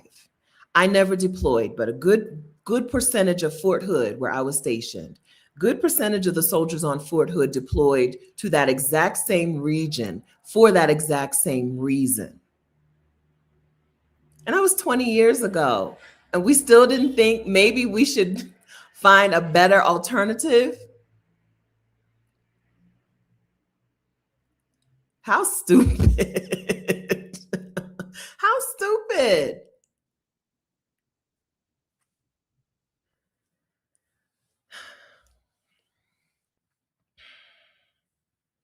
But another world is possible. I do believe that. I don't think your neighbors are it's capable. I don't think your neighbors have the capability of being better people. Okay. But, all right. But I do believe another world is possible with the right people in leading, right? Leading with action and with leadership. I do think that's possible, but it's not American white people. They don't have it. They don't have the capacity to think for anyone other than themselves. They've shown it over and over again, and they're especially showing it this month when they are so angry about airports and oil and gas prices when they didn't give a damn about any of the other crimes against humanity. Y'all's military, our military, who we fund, our money, they didn't just bomb that school in Iran. They struck it twice. They waited for people to come and help those little girls, and then they struck them. American white people don't have the capacity. They don't have it. They don't have the humanity to give. They don't have it. Okay? They gained the world and lost their souls, maybe because of cannibalism. I don't know. Reading that they ate Nat Turner really upset me. Okay? And then I'm like, they always tell you in the movies. I don't know. Some things in movies are real. They always tell you in the movies that cannibals, it messes with their brain. Is that what's happening here? Are we seeing this third generation cannibal impact? I don't know. I don't know. Another world is possible. I think the people who are in power today cannot sustain this, right? They cannot. So there's a turning happening. And when the turnover happens, another world is possible. We don't have to just keep on the same path. Another world is possible.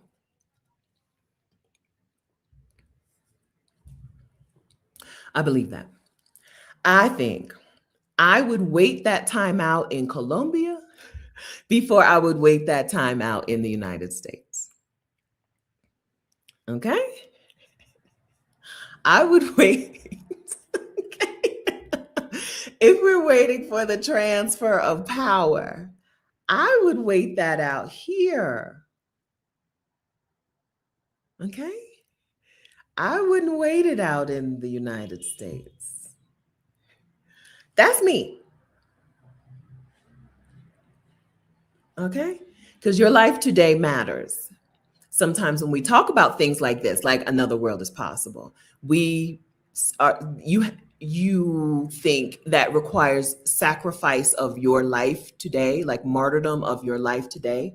And I don't think that. I don't think so. You get to live. You get to live today. And then you chime in later. You get to live today. And then maybe you help out later. Maybe you don't have to help out. Maybe you don't have to help out.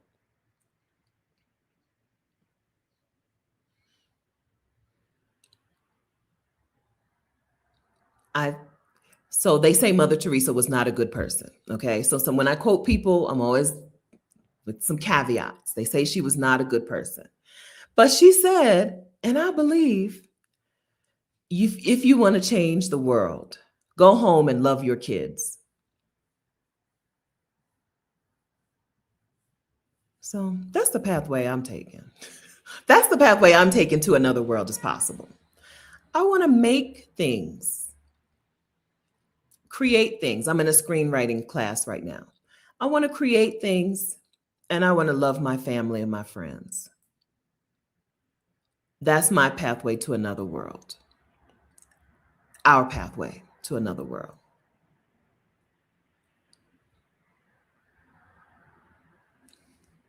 Amina, right? Her thing of her way of help you make it to Mexico. You get to Mexico and I'll help you. Oh, I get it. I read it wrong. I read it the wrong way. My way of helping is to make it to Mexico and then I'll help you. Right? You get down here where she is. You get down to Mexico where she is, and then she will help you. They say she was cruel. There are people who believe in like the who exalt suffering, and there are people who say that she really needed people to suffer before she would help them or something. I don't really know. I don't know too much about Mother Teresa, but I do know that it's a quote attributed to her. If you want to change the world, go home and love your kids.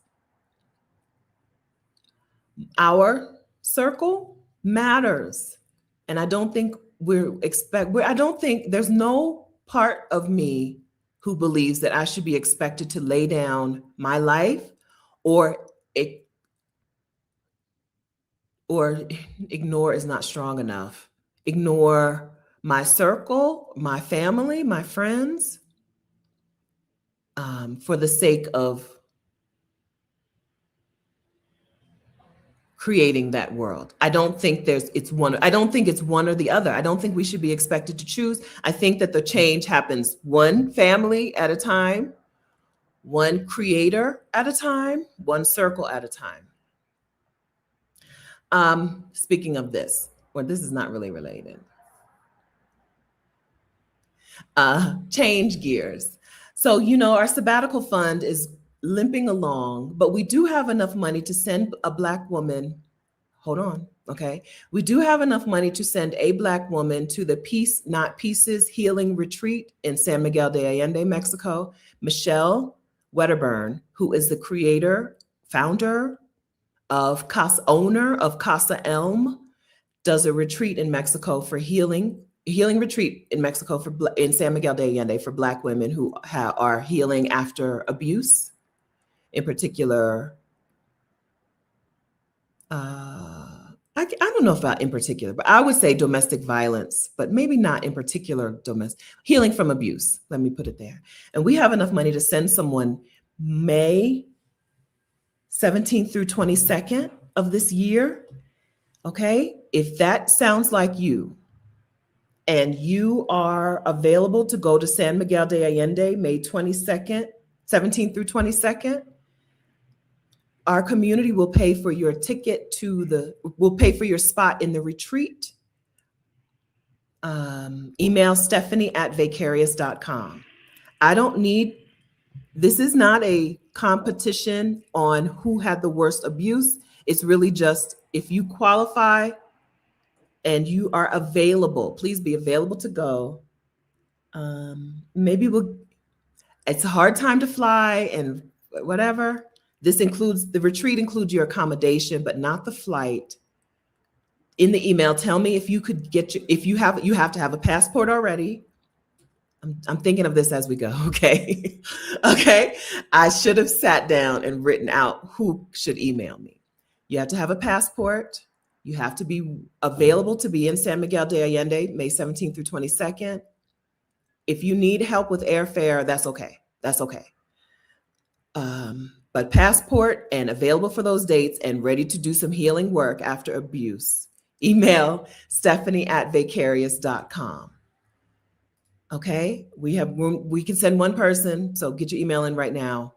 And then, I'm not going to do this is not here's the worst story possible. This is the first person who qualified. So go ahead and email me right now. If you don't qualify, but you still want to be something, if you cannot get to San Miguel for this, still connect with Casa Elm for future dates, because this is a retreat that Michelle hosts a recurring retreat that she hosts. It's an art healing retreat. So speaking of creating, like I just want to make stuff. There is a time for this is a time for Black people to make art. I think. I'm not in charge of Black people. But I don't think this is a time for Black people to be, for example, the No Kings protests are happening today. I don't think it's a time to be out in the streets. I don't think. I think it's a time for you to make art. Let the world see what you're feeling. Art is about reflecting the inside to the outside. A thing about a thing. That's not all artists, but do that. I think this is a time for artists and creators and wannabe artists and creators to do it. I don't think it's a time for Black people to be out here marching in the streets. I think it's time to go to Bogota, Colombia, and be holed up in somebody's apartment and make art. I think it's a time to do those things. Let things crumble.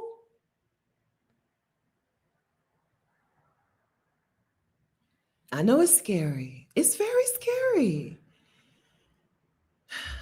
But holding up the remnants of capitalist, white supremacist ideologies, that's not our lot.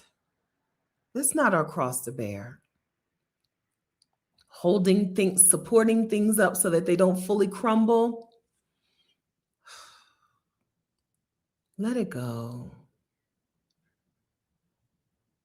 Now, I'm a bridge burner. You need to know that. I am a bridge burner. Some of you, it's really scary to burn some bridge. I'm a bridge burner. But let these things crumble. And you do for you. Maybe not everyone, I don't know, not everyone wants to do art. But what is the thing that you want to do? Do it. Even if it's just be home and love your kids, right? Even if it's just stay home and love your kids.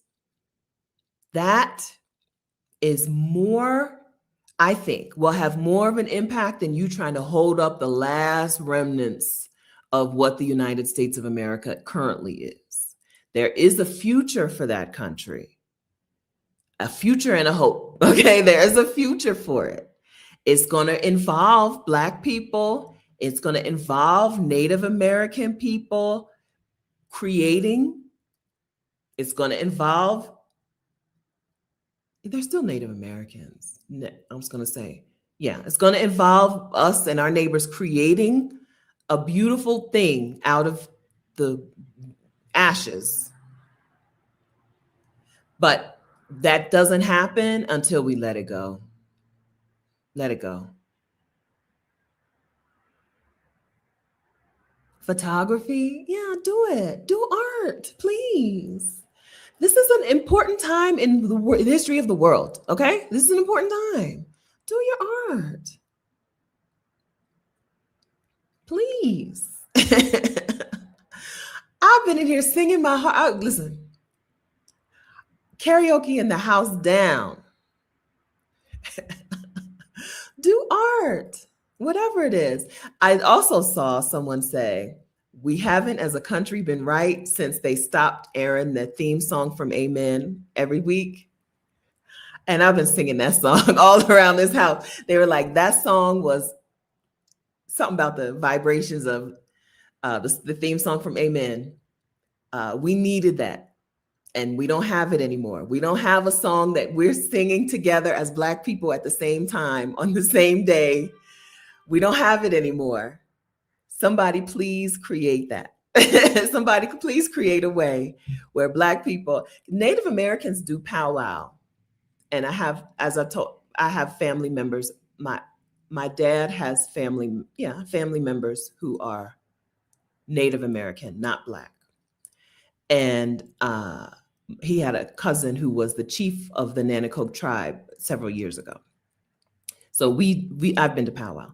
So powwow is a time when there is some collective calling in of stuff. Native Americans have powwow. We had the church until we kind of, y'all know how I feel about church. We had the church until we kind of gave up on gospel music and gave up on the churches. Churches became something different. But we do need a collective time when we are all together singing this thing. When we do the Exodus Summit and Octavia Rahim comes in and does a rest meditation with us, there's 2,000 women on the live stream, not including the women who are going to watch it on the replay. And we need something like that on the regular, please. Somebody. We need something on the regular. We used to sit down. Amen used to come on Fridays, right? We used to sit down on Fridays and we would all Black people in the country would sing, "Turn on the light from heaven, Lord, shine on me." Right? All of us together collect. That was a thing. And I think that lady on Twitter, whoever it was on Twitter, or it wasn't Twitter, it's Threads. I'm not on Twitter. Threads. I think she might be onto something. Shine on me, right? First Sundays, communion Sundays, we all would sing either "I Know It Was the Blood" or the other communion song, the one I like better.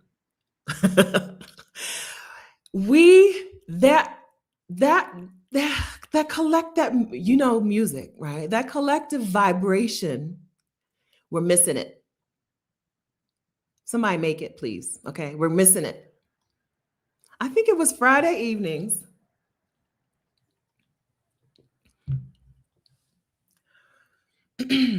We're missing it.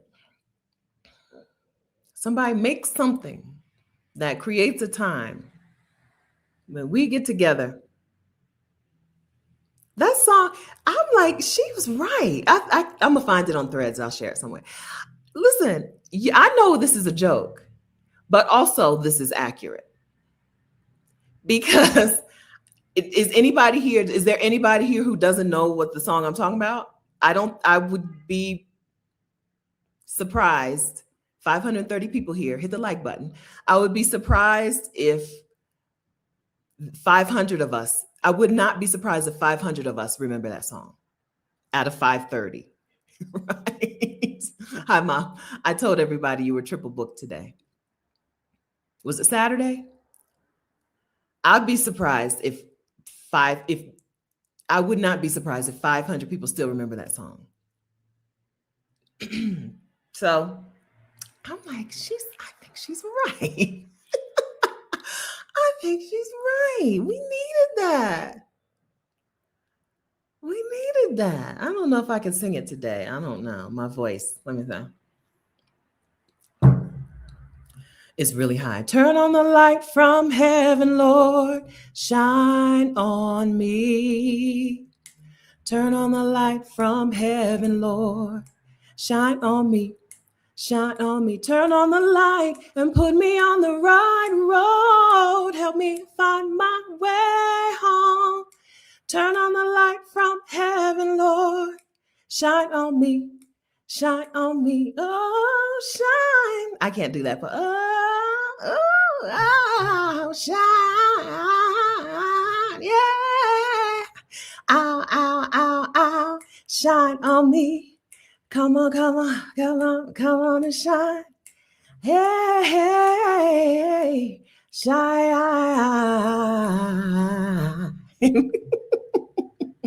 Didn't that feel good? Did you sing? It feels good. We miss it. I don't know. I think she's right. I need your light every day, every hour. I can't make it without your shine, shine, shine. We miss it. I don't know. I think she's on to something. I don't know. Somebody make something that gets us all humming and singing at the same time. Please. think she was right about that.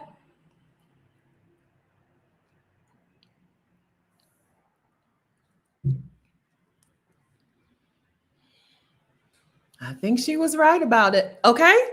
So we make things, we let things fall. We make things and we let things fall apart. And we find ourselves some good neighbors while we're in the doing. We find some good neighbors in the doing. Yes. Beyonce had us at one point. Zeitgeist, is that what they call it? The Zeitgeist? Zeitgeist? You know, I believe music is healing, and I'm not the only person in the world. That's not a groundbreaking belief. Not a groundbreaking belief. But I think we don't use it enough. Not anymore, right? Churches kind of failed us. Not kind of. A lot of churches failed us and changed and morphed into something else. But we needed that.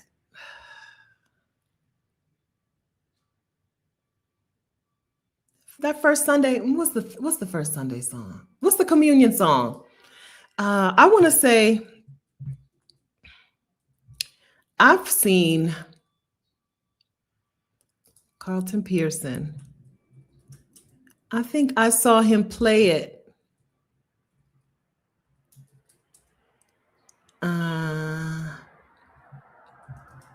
On the piano. Oh, the blood that Jesus shed for me, it will never lose its power, right? I love that song. Right? First Sunday, all over the country, maybe all over the world, Black people used to sing, "It reaches from the highest mountains, it flows to the lowest valley. The blood that gives me strength from day to day, it will never lose its power." Oh, we missing that. We're missing it. We're missing it. I don't know. Do y'all's churches still do that? Churches are funny now. Churches aren't the same. I can't recall the last time I had communion, but I'm sure we sang it. That Andre Crouch wrote it. I believe that. But I saw Carlton Pearson. I watched Carlton Pearson. I watch a video on YouTube where he's playing it.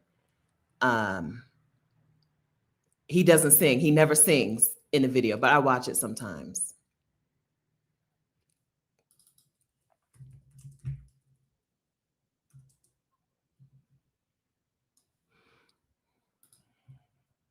Let me find you those two songs. The blood will never lose its power. I can't. Oh, this might be it because there's the saxophone man. This is the one.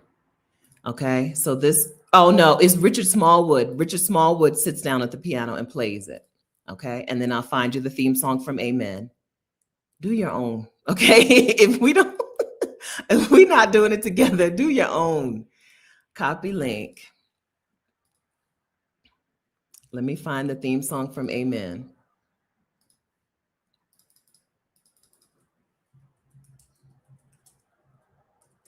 All right. If you don't want a gospel song, Kat says, "You won't break my soul."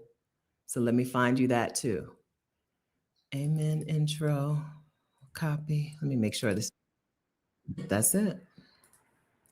Okay. Let's find that. Share. Copy.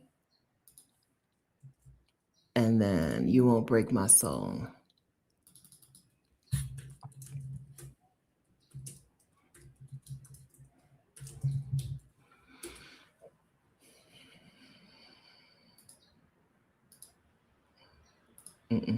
No, not that. Not that. Back it up.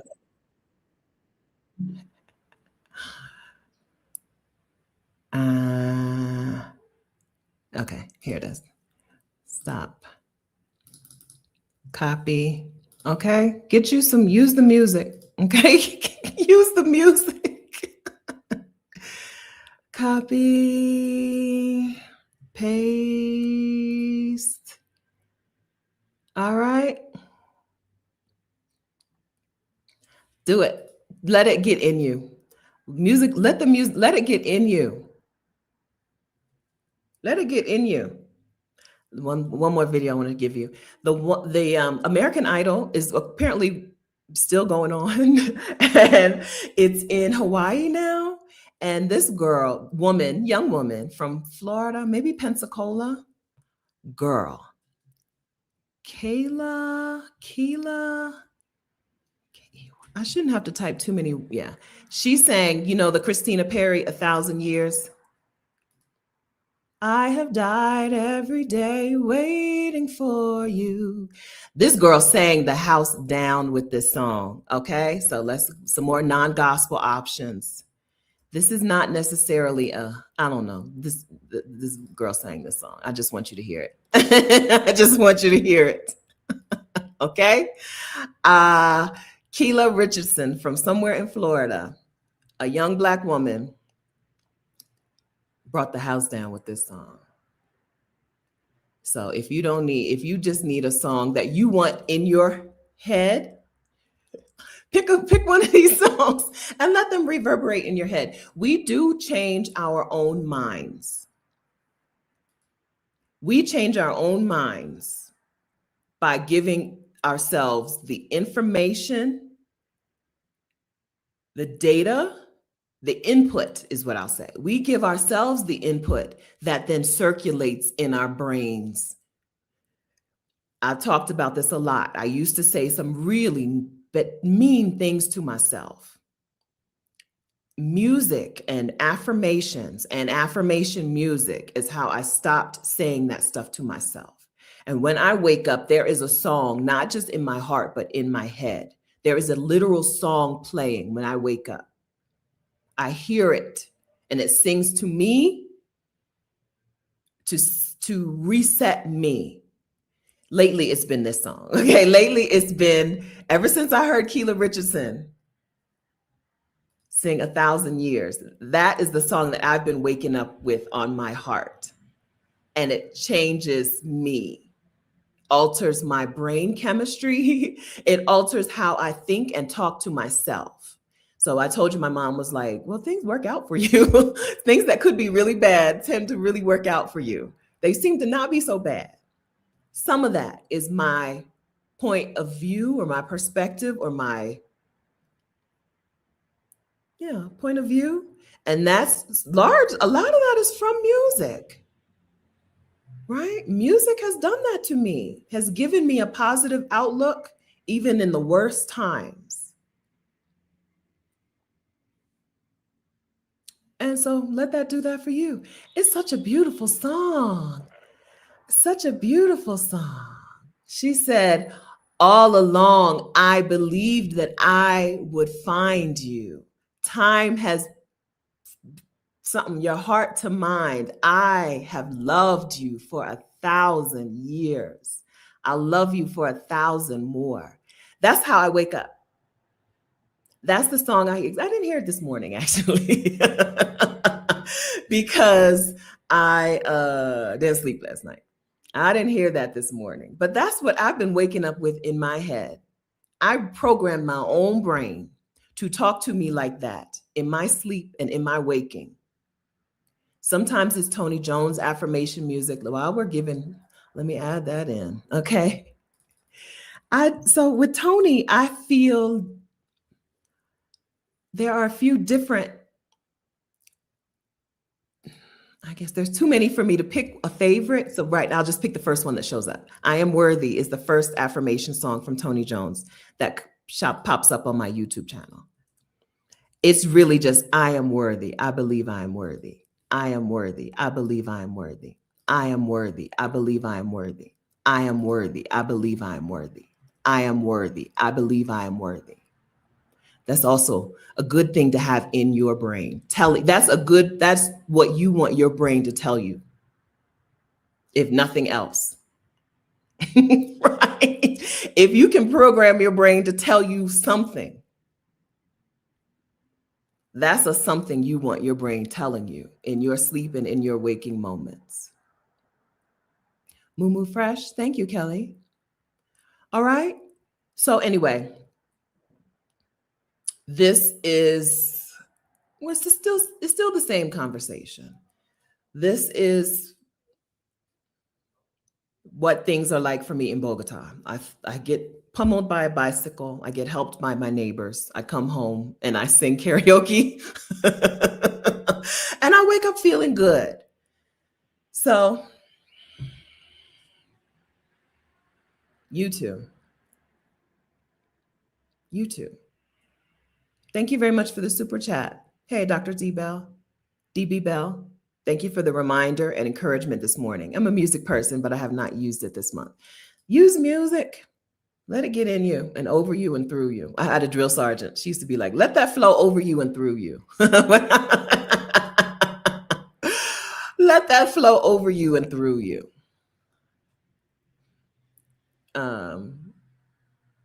Yeah. Waking up to a positive song sets the tone for the day. That's right. That's right. And that song can be inside of you. It doesn't have to be your alarm, right? It doesn't have to be. I do have an alarm that goes off every day, but I'm normally awake before the alarm. Today, the alarm went off and I was like, hey, Siri, shut up. Turn the alarm off and went back to sleep. Oh, did Andre Crouch also write Turn on the Lights? Makes sense. Okay. Two of my favorite songs he wrote. Okay. So actually, yeah, that's an album I need to write on my list. I have one of my fondest memories, spending the night at my cousin's house they live downstate. In Delaware, we call it downstate. And she and her sister and her brother, and she played the album with I'm Going Up Yonder all day. We stayed at there. Me and some other cousins, we all spent the night down there. I think it was only one night. I feel like we heard that album the entire time we were there. I need to put that on my list. Okay, good affirmation, good music recommendation. I am divine is powerful. Okay. Joy plus souls, I call my power back. Y'all may want to check in the chat like I do after the video. Check in the chat, get just like we did with the sardines recipes. There's going to be some good music in the chat as well. Here's how I get a song into my head so that I sleep and wake up to it. I sing the life out of that song. I sing that song. If my neighbors, I'm pretty sure they can't hear me because I never hear them. But if they heard me, they would be, especially the way I played that girl's 1,000 Years. You know how on American Idol, they don't sing the whole song. So it's really short. It's like a minute and a half.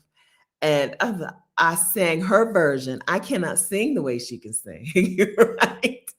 A thing about me is I can repeat something, but I can't create she just changed the song. She took the song to church. She gospelized the song. If my neighbors heard me, they probably would have thought I was having a breakdown, the way I'm playing 1,000 Years over and over in this house and singing it with all my heart. But it worked. I played that song and sang that song for probably 2 days. And now when I wake up, I hear, I believed all along I would find you. Time has brought your heart to mine. I will love you for 1,000 years. She sings it. It's amazing. I can't explain to you what it's like when you hear a singer take a song and you've heard this. When you hear a singer take a song and change it completely, it's a whole different genre. Incredible. Okay, but that's how I did it. And now that's what I wake up to, except for this morning. Right? So find your song and make it yours. Sing the life out of that song. Play it, sing it. You will wake up with it. You'll wake up with it. It's a nice way to wake up. I recommend it.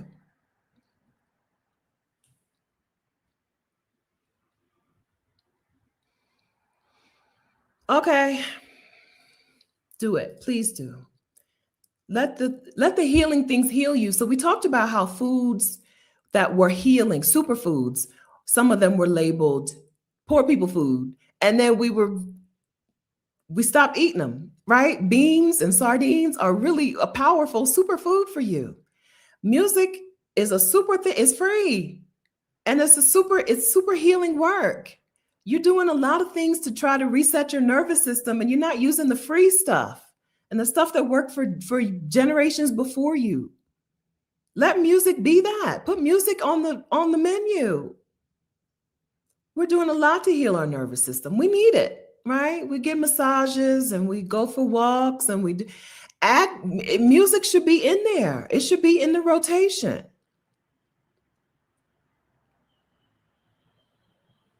Need a theme song. That's probably a good way to look at it.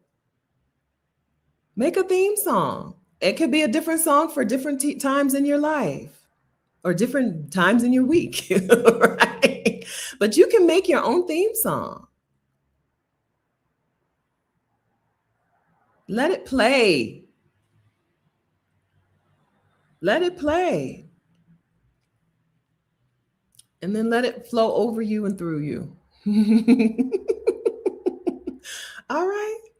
You may you're going to keep the other things, the other nervous system healers. You're going to keep them. But don't forget what worked for us for a long time. Music worked for us for quite a long time. It worked.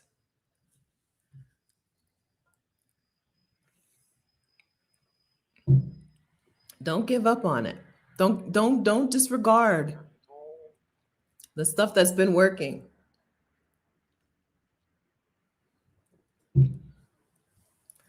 Okay? Oh, Jazzy D says, I put the link on my calendar and then just click the link to trigger the song. Okay. The link on your calendar. I don't get it. But okay. So okay, good. So instead of having like the playlist somewhere, good. Okay, good. Yes. A lot of house music is spiritual and affirmative. Yeah. Might seem like not a music time, but it's absolutely a music time. That's why I'm enjoying seeing. I used to not like them TikTok dances, but Black people do better TikTok dances, right? And there's a man on YouTube. He just be in Times Square dancing to the same 3 songs. He's got 3 dances to the same 3 songs, and then people will stop and join him.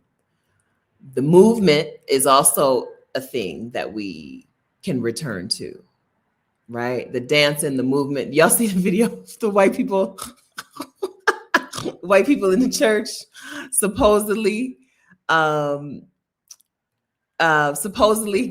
with the Holy Spirit looking a mess. One man got up on the podium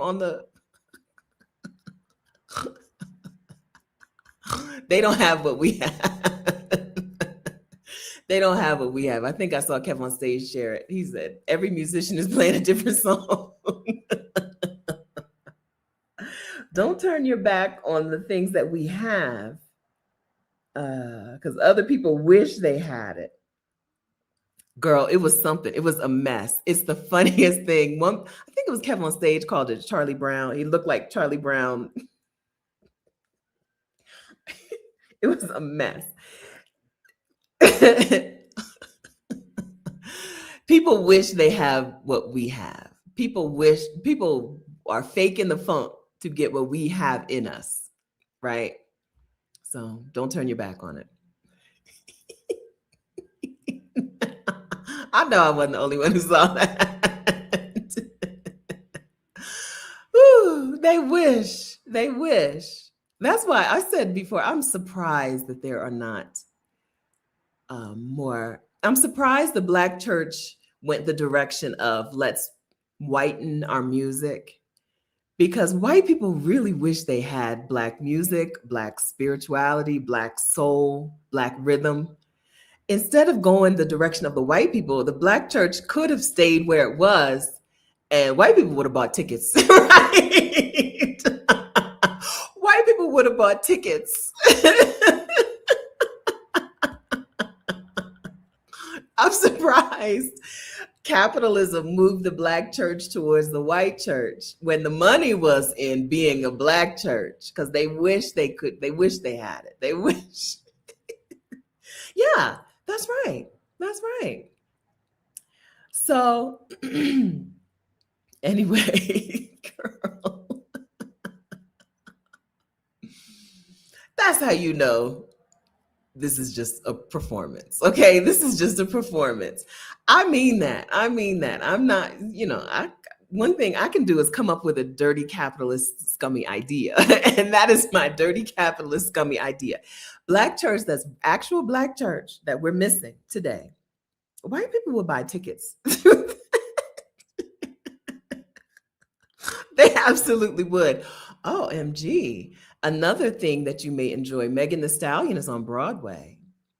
If you're in the New York area, Megan Thee Stallion is in Moulin Rouge. You may want to get up there and see that.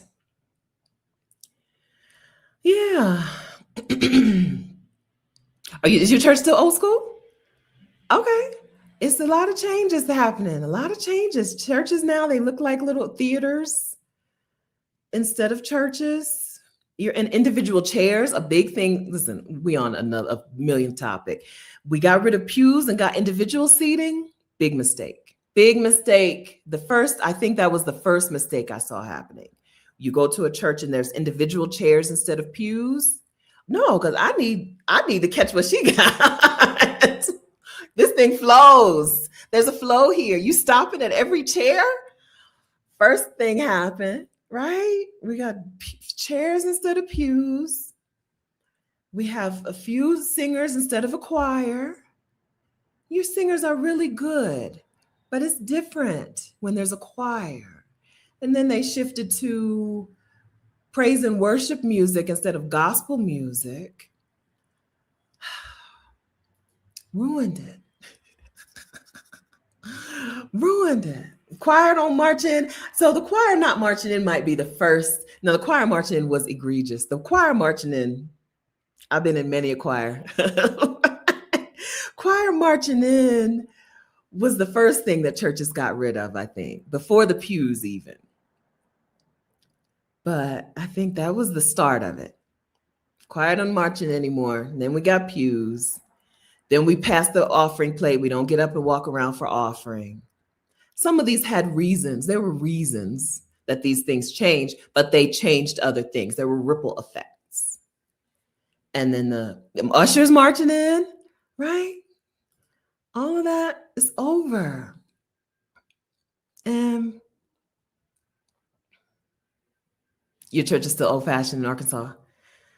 Cherish it. Because it's not the same in other places. It's not the same. It's not the same. Church, I don't know. Some of it is just different. Ushers marched in until the mid-2020s. Okay. Yeah.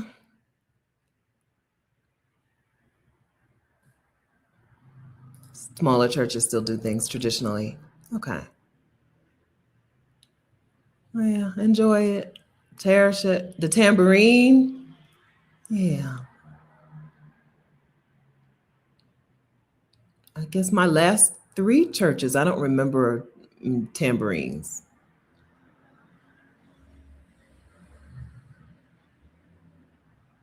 I mean, that rhythm, that's, yeah, the rhythm, was so important. I can't remember tambourines for 20 years, 30, maybe longer, 20 years. Right? So somebody please make something so that every week at the same time, Black people are singing the same song. A different world reboot is happening. Maybe they'll have a theme song That theme song wasn't a moving theme song. It was good, you know, it was Boys to Men or whatever. It was good, but it wasn't a moving theme song. Maybe they'll rework the theme song of A Different World and make it something that is more, I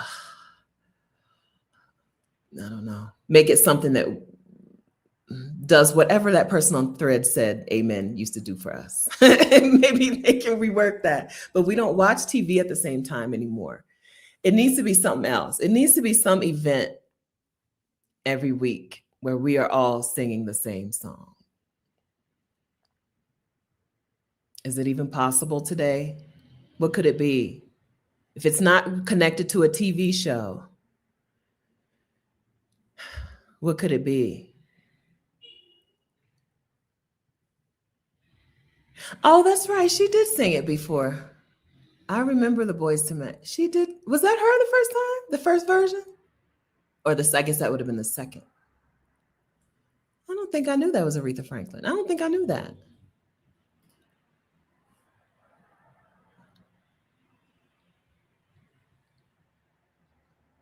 Yeah, we need something. I don't know if a TV theme song can be it anymore because we don't watch TV at the same time, do we?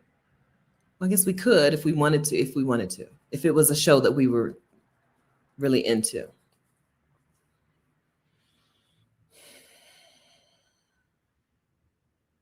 Yeah, I don't know. Celeste says maybe a video game. Or do we even need, maybe we don't need to be doing it at the same time. Just maybe it doesn't have to be at the same time.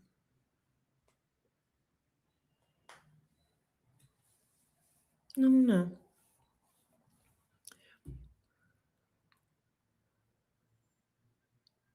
Shanna says she don't even have no TV, okay?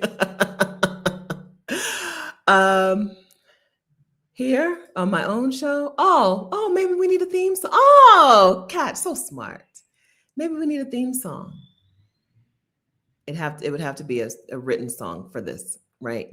It can't be somebody else's intellectual property. Oh yeah.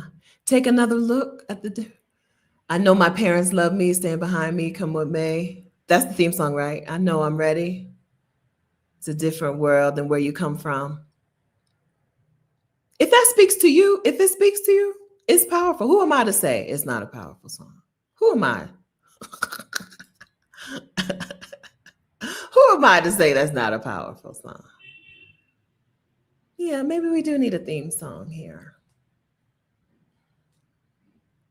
Oh, you know I'm gonna get on the song. It don't take much. Y'all, I've been karaokeing my heart out in this apartment. I've been singing. Acoustics are on point. Dining room is my favorite room to sing in because it's smaller but echoey. I'll be breaking it down in there. The living room where my TV is where the karaoke music is, right? I usually just turn on something on YouTube and start singing. Find a playlist or something on YouTube and start singing. But I prefer to sing. I prefer the way I sound in my dining room. Office isn't bad either. It's a little different. Office is a little too tinny.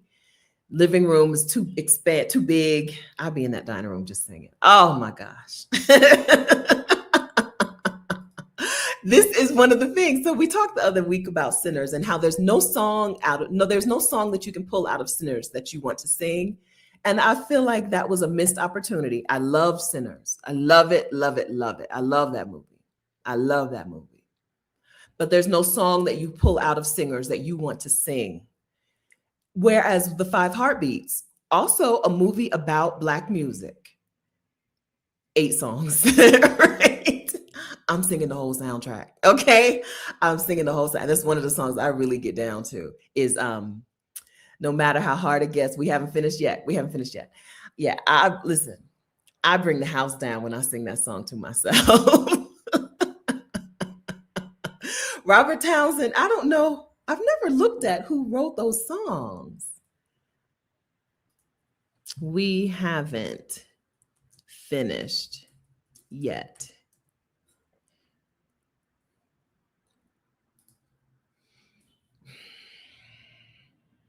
I've never looked at who wrote that song. Produced by Tina Clark. Are y'all singing it? Go ahead and sing it. Go ahead and sing it. That's a song that you want in your heart. This is a song you want in your heart. Oh, come on, my thing. Uh-oh. My mouse stopped working for a second. Okay.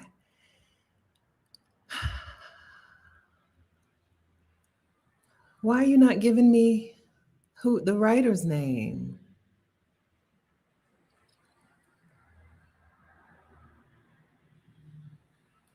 Yeah, he gave us 1,000 songs in that movie. I feel like that was a sinner's missed opportunity, and I would like for them to retroactively create a song that is that movie's song. You know how the soundtracks used to include songs that weren't in the movie, right? It's not too late. I don't think it's too late.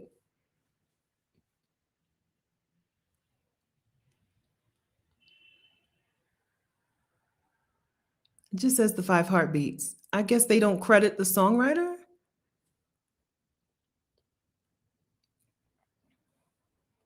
He gave us song after song after song. And that was also a movie about Black music. So I feel like it's not too much to ask, even though Sinners was great. It's not too much to ask that we get a song from Sinners as well. I understand that the song "I Lied to You" was Oscar nominated, but I mean, who's singing it? Do you sing that song? Right? Song was written by Tina Clark. Okay, and Gary Prim. Thank you. That nights like he gave us song after song in that movie, and I feel like that is I had two things about Sinners that I would change, and it's not too late to change that. I don't think it's too late. I know the movie exists, but it's not too late to give us a song or two. I sing that whole soundtrack. Feel like going on. I sing that whole soundtrack. I love. He did his thing. He did his thing. When we talk about Black art, I think the Five Heartbeats is a complete piece of Black art. Sincerely, I believe the Five Heartbeats is a complete piece of art that will always be, always matter. Even sometimes I just be like, nights like this, I wish raindrops would fall, and then I just crack up. He gave us a complete piece of art. Robert Townsend gave us more than one, but the Five Heartbeats, I think, is the most universally beloved piece of Black art. One of the most, I would say the Five Heartbeats is probably one of the most universally beloved pieces of Black art, period.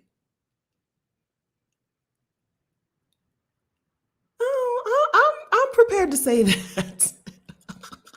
I'm prepared to say that.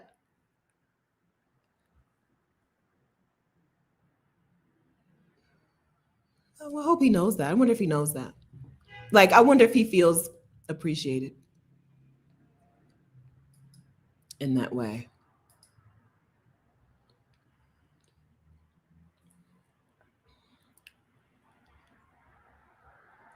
Every time you lived across the street from Michael Wright, Eddie. Oh, every time I saw him, I think I sang that song. And he had his costume on.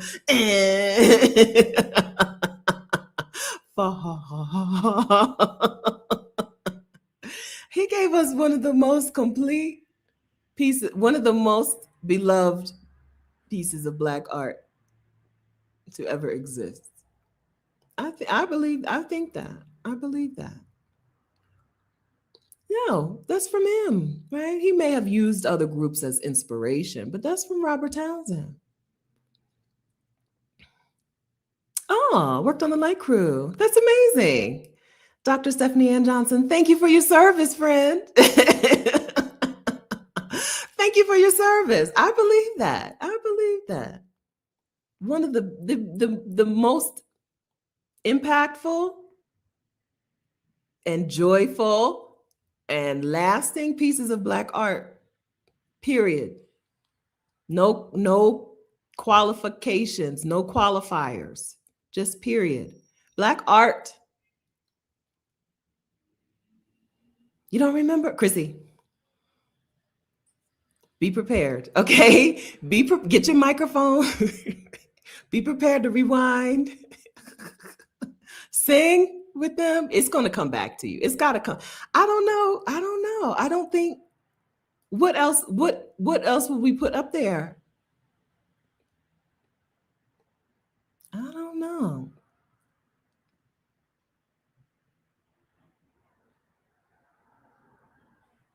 Oh, was this a thing? Was she supposed to play baby doll?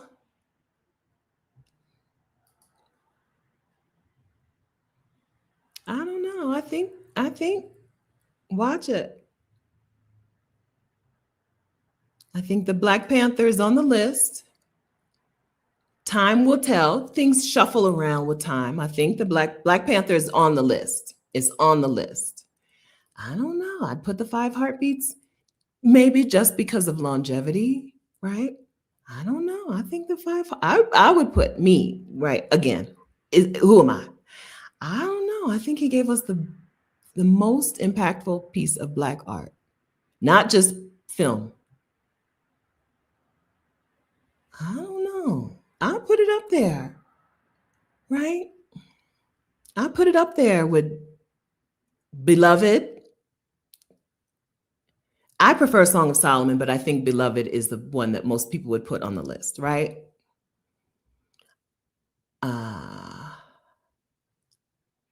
The Wiz.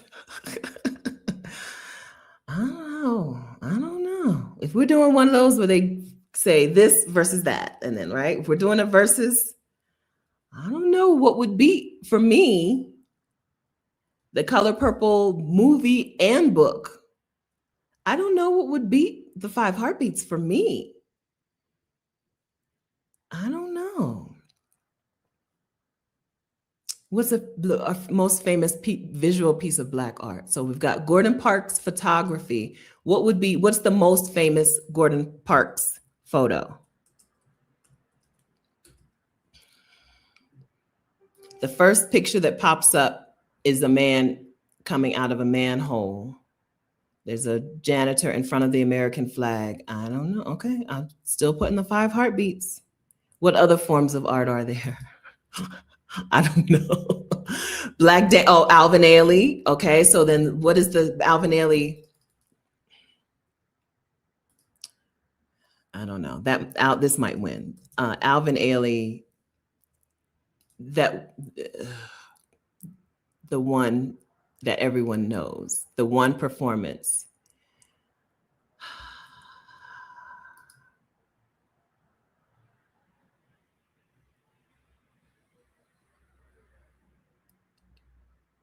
Revelation.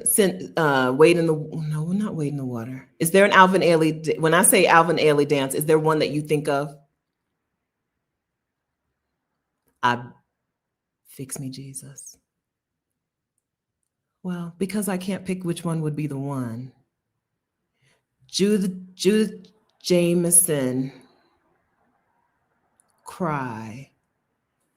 Revelation is the one I think. Revelation is not one song. Revelation is the show, right?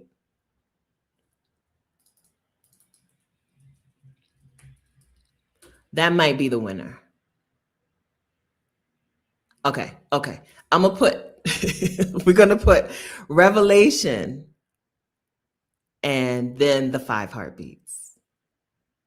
The Sugar Shack painting. Is that the painting? Is that what I think it is?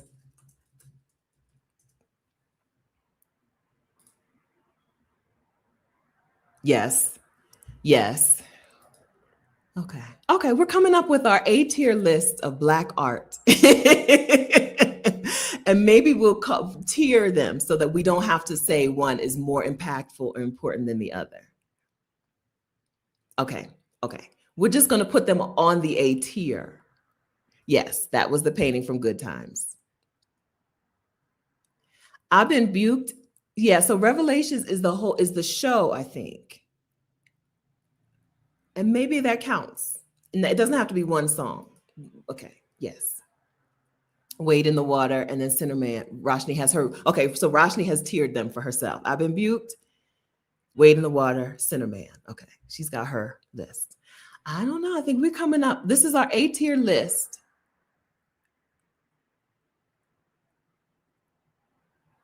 Of Black art. I think the Five Heartbeats belongs on the A tier or S tier, what the kids would call it as. I think it's top tier. That's me. I'm just a lady sitting here with a black eye. That's what I think. Okay, and then we've got poetry. What happens to a dream deferred? Does it dry up like a raisin in the sun? Does it fester like a sore and then run? Maybe it sags like a heavy load. Or does it explode? Okay. We have other things on the A tier.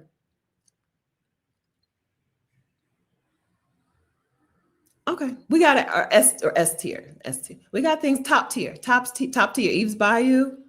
Okay. Top tier. I'm putting Five Heartbeats on the top tier. Absolutely. Absolutely. If you or your family, if you didn't come from a Five Heartbeats family, it's not too late to let that get in you. It is a movie, it is an experience that you want flowing in your DNA. It's something that you want to carry with you for the rest of your life. I promise you. I promise you. It is that impactful. It is that important to Blackness. Right? It is a thing that you want, no matter where you live in the world, no matter how old you get, you will want the Five Heartbeats to be a part of you. I promise you. I promise you. It's about Black music, which gives it an extra oomph, right? Being a Black show about Black music, it just is something, it's special. And then it gave us such good music. It gave us, before memes existed, it gave us memes, right?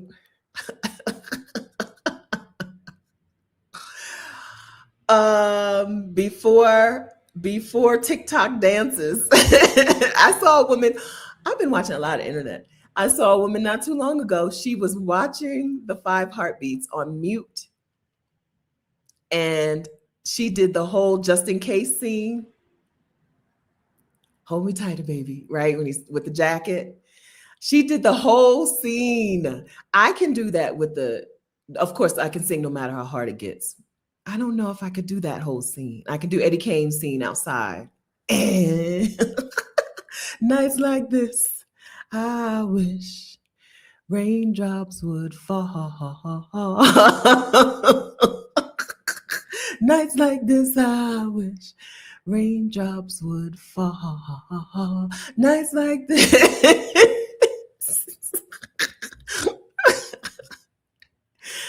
Okay. I don't know. We got some top tier Black art in the chat. I'm putting the Five Heartbeats against any one of them. I believe it. I believe it. I believe it holds its own against any piece of Black art you can name. So maybe you spend the day doing some Black art stuff. Maybe you watch some Black art. Maybe you make some art. Make something. Do something, please. Okay? You'll like it. You'll like it. Even if you think the thing you made isn't that good, it's going to feel better than not having made it.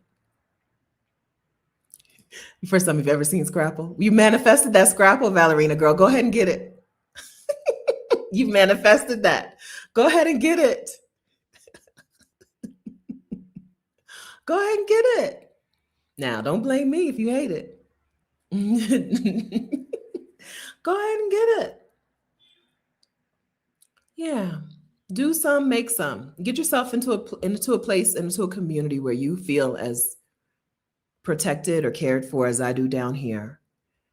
And make some art, please. Thank you.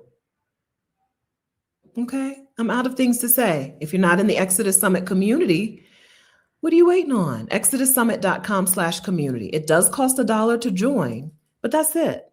Okay. We're not on Facebook anymore. We're on a platform that we pay for. So that's it.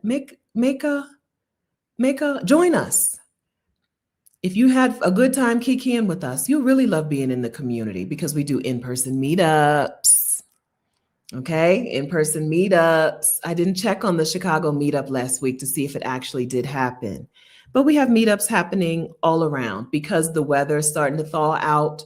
In-person meetups are on the calendar, on the agenda. And then we're meeting up down here in Bogota if you want to come. Bogota in April, Ghana in June. Okay. All right. Tamara Williams says this was a blast. I thought it was fun. Okay, good. If you write a theme song that you're willing to give me the rights to or whatever, however that works, tell me. I will sing it. I'm an alto. I can dip into second soprano.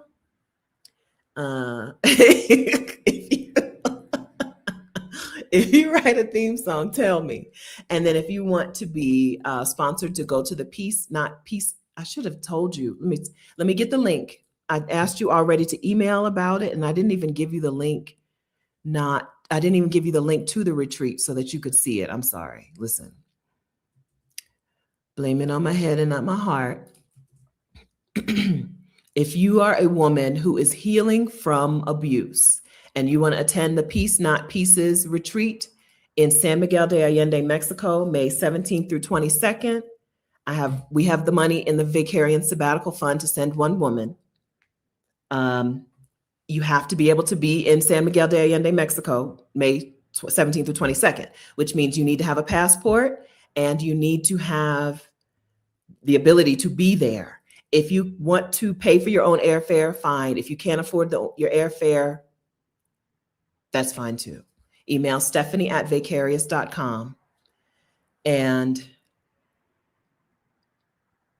just say, I want to come to this healing retreat. It's a healing retreat that includes art and stuff. Casa Elm is in San Miguel de Allende, Mexico. The link should also include some pictures. It's a house where you stay. You'll have your own room and bathroom. And Michelle Wedderburn is a Black woman. She is the host, founder, owner, creator of Casa Elm. This retreat, I think, is not Black women only. I don't think, but it's women only.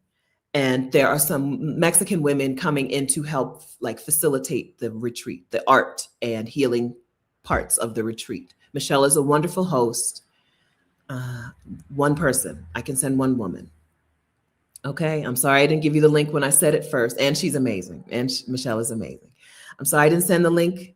This is for you if you're healing from abuse.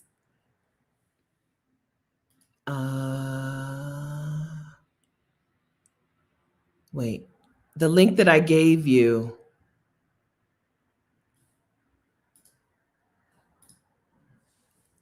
Let me see. If you put your name in, then does it take you to the page?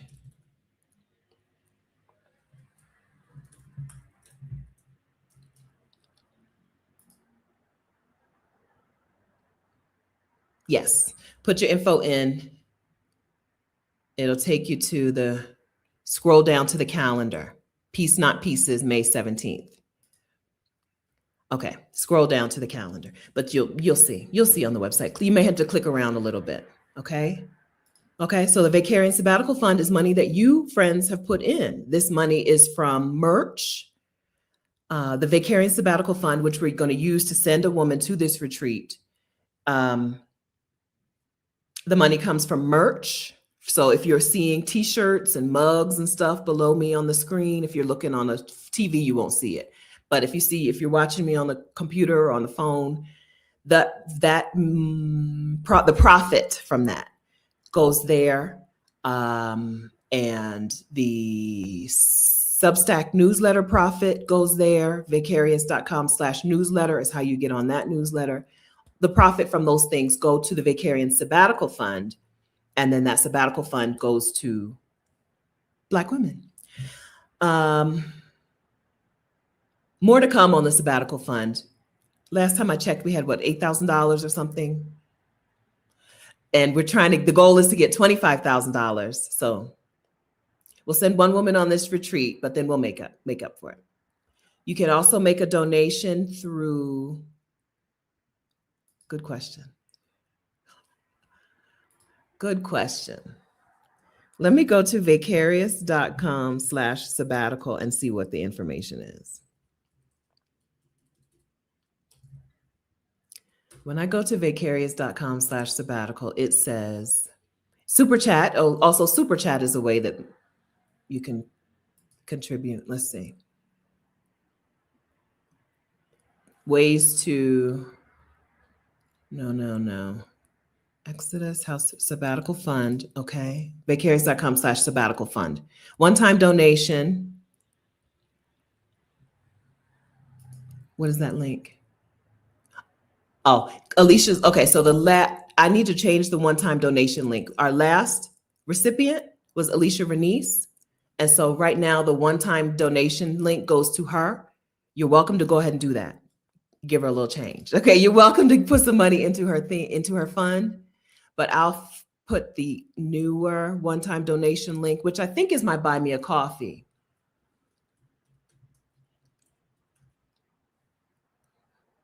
The one-time donation link is,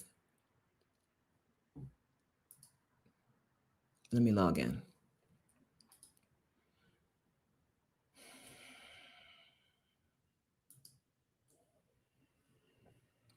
Welcome back, welcome back, welcome back.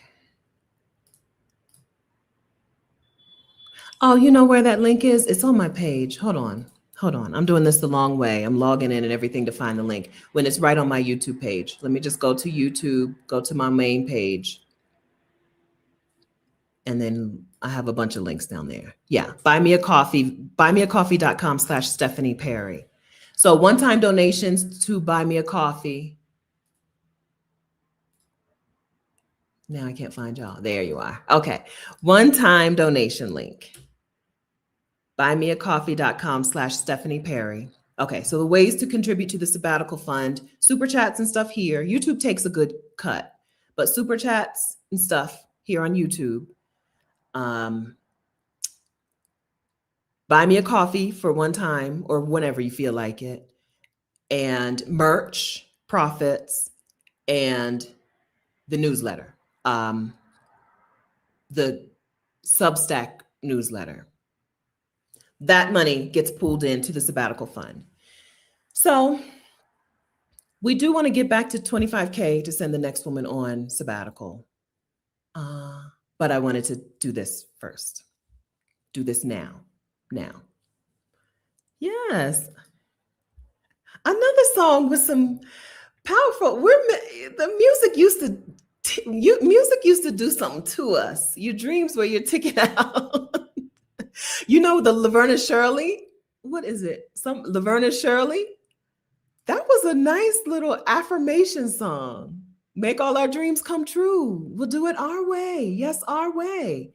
Make all our dreams come true for me and you. That was some affirmation that we were getting that we're missing now. That Laverne and Shirley song, that was a song. A nice song to have in your heart.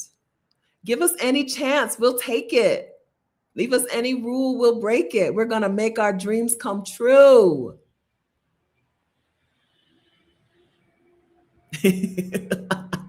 I did also see that Shaka Khan was complaining about. We're missing, Shaka Khan was also a very sexy performer. At her time, it looked different, but she was also very sexy. Shaka Khan did not wear a bra in the 70s or 80s, okay? But we're missing words, we're missing songs, we're missing lyrics. We're also missing musicality. We are missing things. But yeah, Laverne and Shirley's, I was like, look at these lyrics. We're gonna make our dreams come true and we'll do it our way. Yes, our way. Make all our dreams come true for me and you. That might be our theme song. Okay.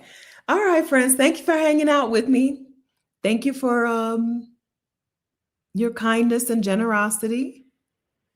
And thank you for not just your kindness and generosity to me, but to this community, to all of the people here, all of the women here. So nice to spend my Saturday with you, as always. And so nice to see what's on your minds.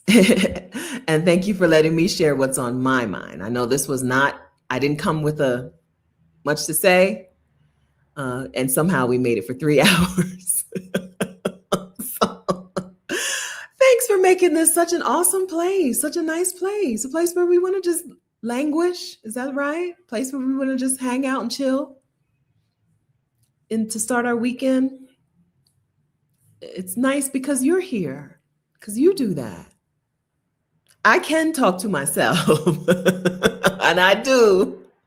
And I do sing to myself, but this here doesn't work unless you are here. It works because you're here. So I don't want to put that on you. It works because you're here, because y'all are amazing.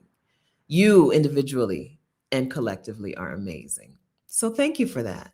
I'll update you on when we find someone to send to the retreat. I'll let you know, just like I do with anytime we spend money on something. I'll let you know that we found someone to send to the retreat. And that's it. I think Monday I'll go ahead and go to the walk-in clinic and just make sure that I don't need anything.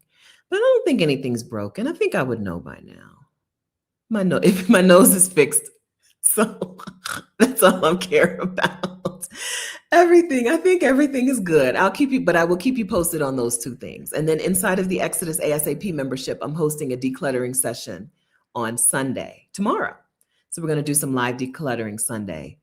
For those of you who are planning your sabbatical or your move abroad or are ready to plan your sabbatical or move abroad, you can join us in the Exodus ASAP membership if you want coaching. And we're also going to do some decluttering tomorrow. I'm going to do some digital decluttering, but y'all are going to do some house stuff, work on the house. Thank you for the compliments. I couldn't, because I've been bandaged up, I couldn't do my hair, but I did wash it. I needed to wash it last Saturday. I washed it, but then I couldn't do anything to it. So this is when I just let it do what it do and just keep fluffing it. Keep fluffing it. This is when you can see the hair dye, the original hair dye.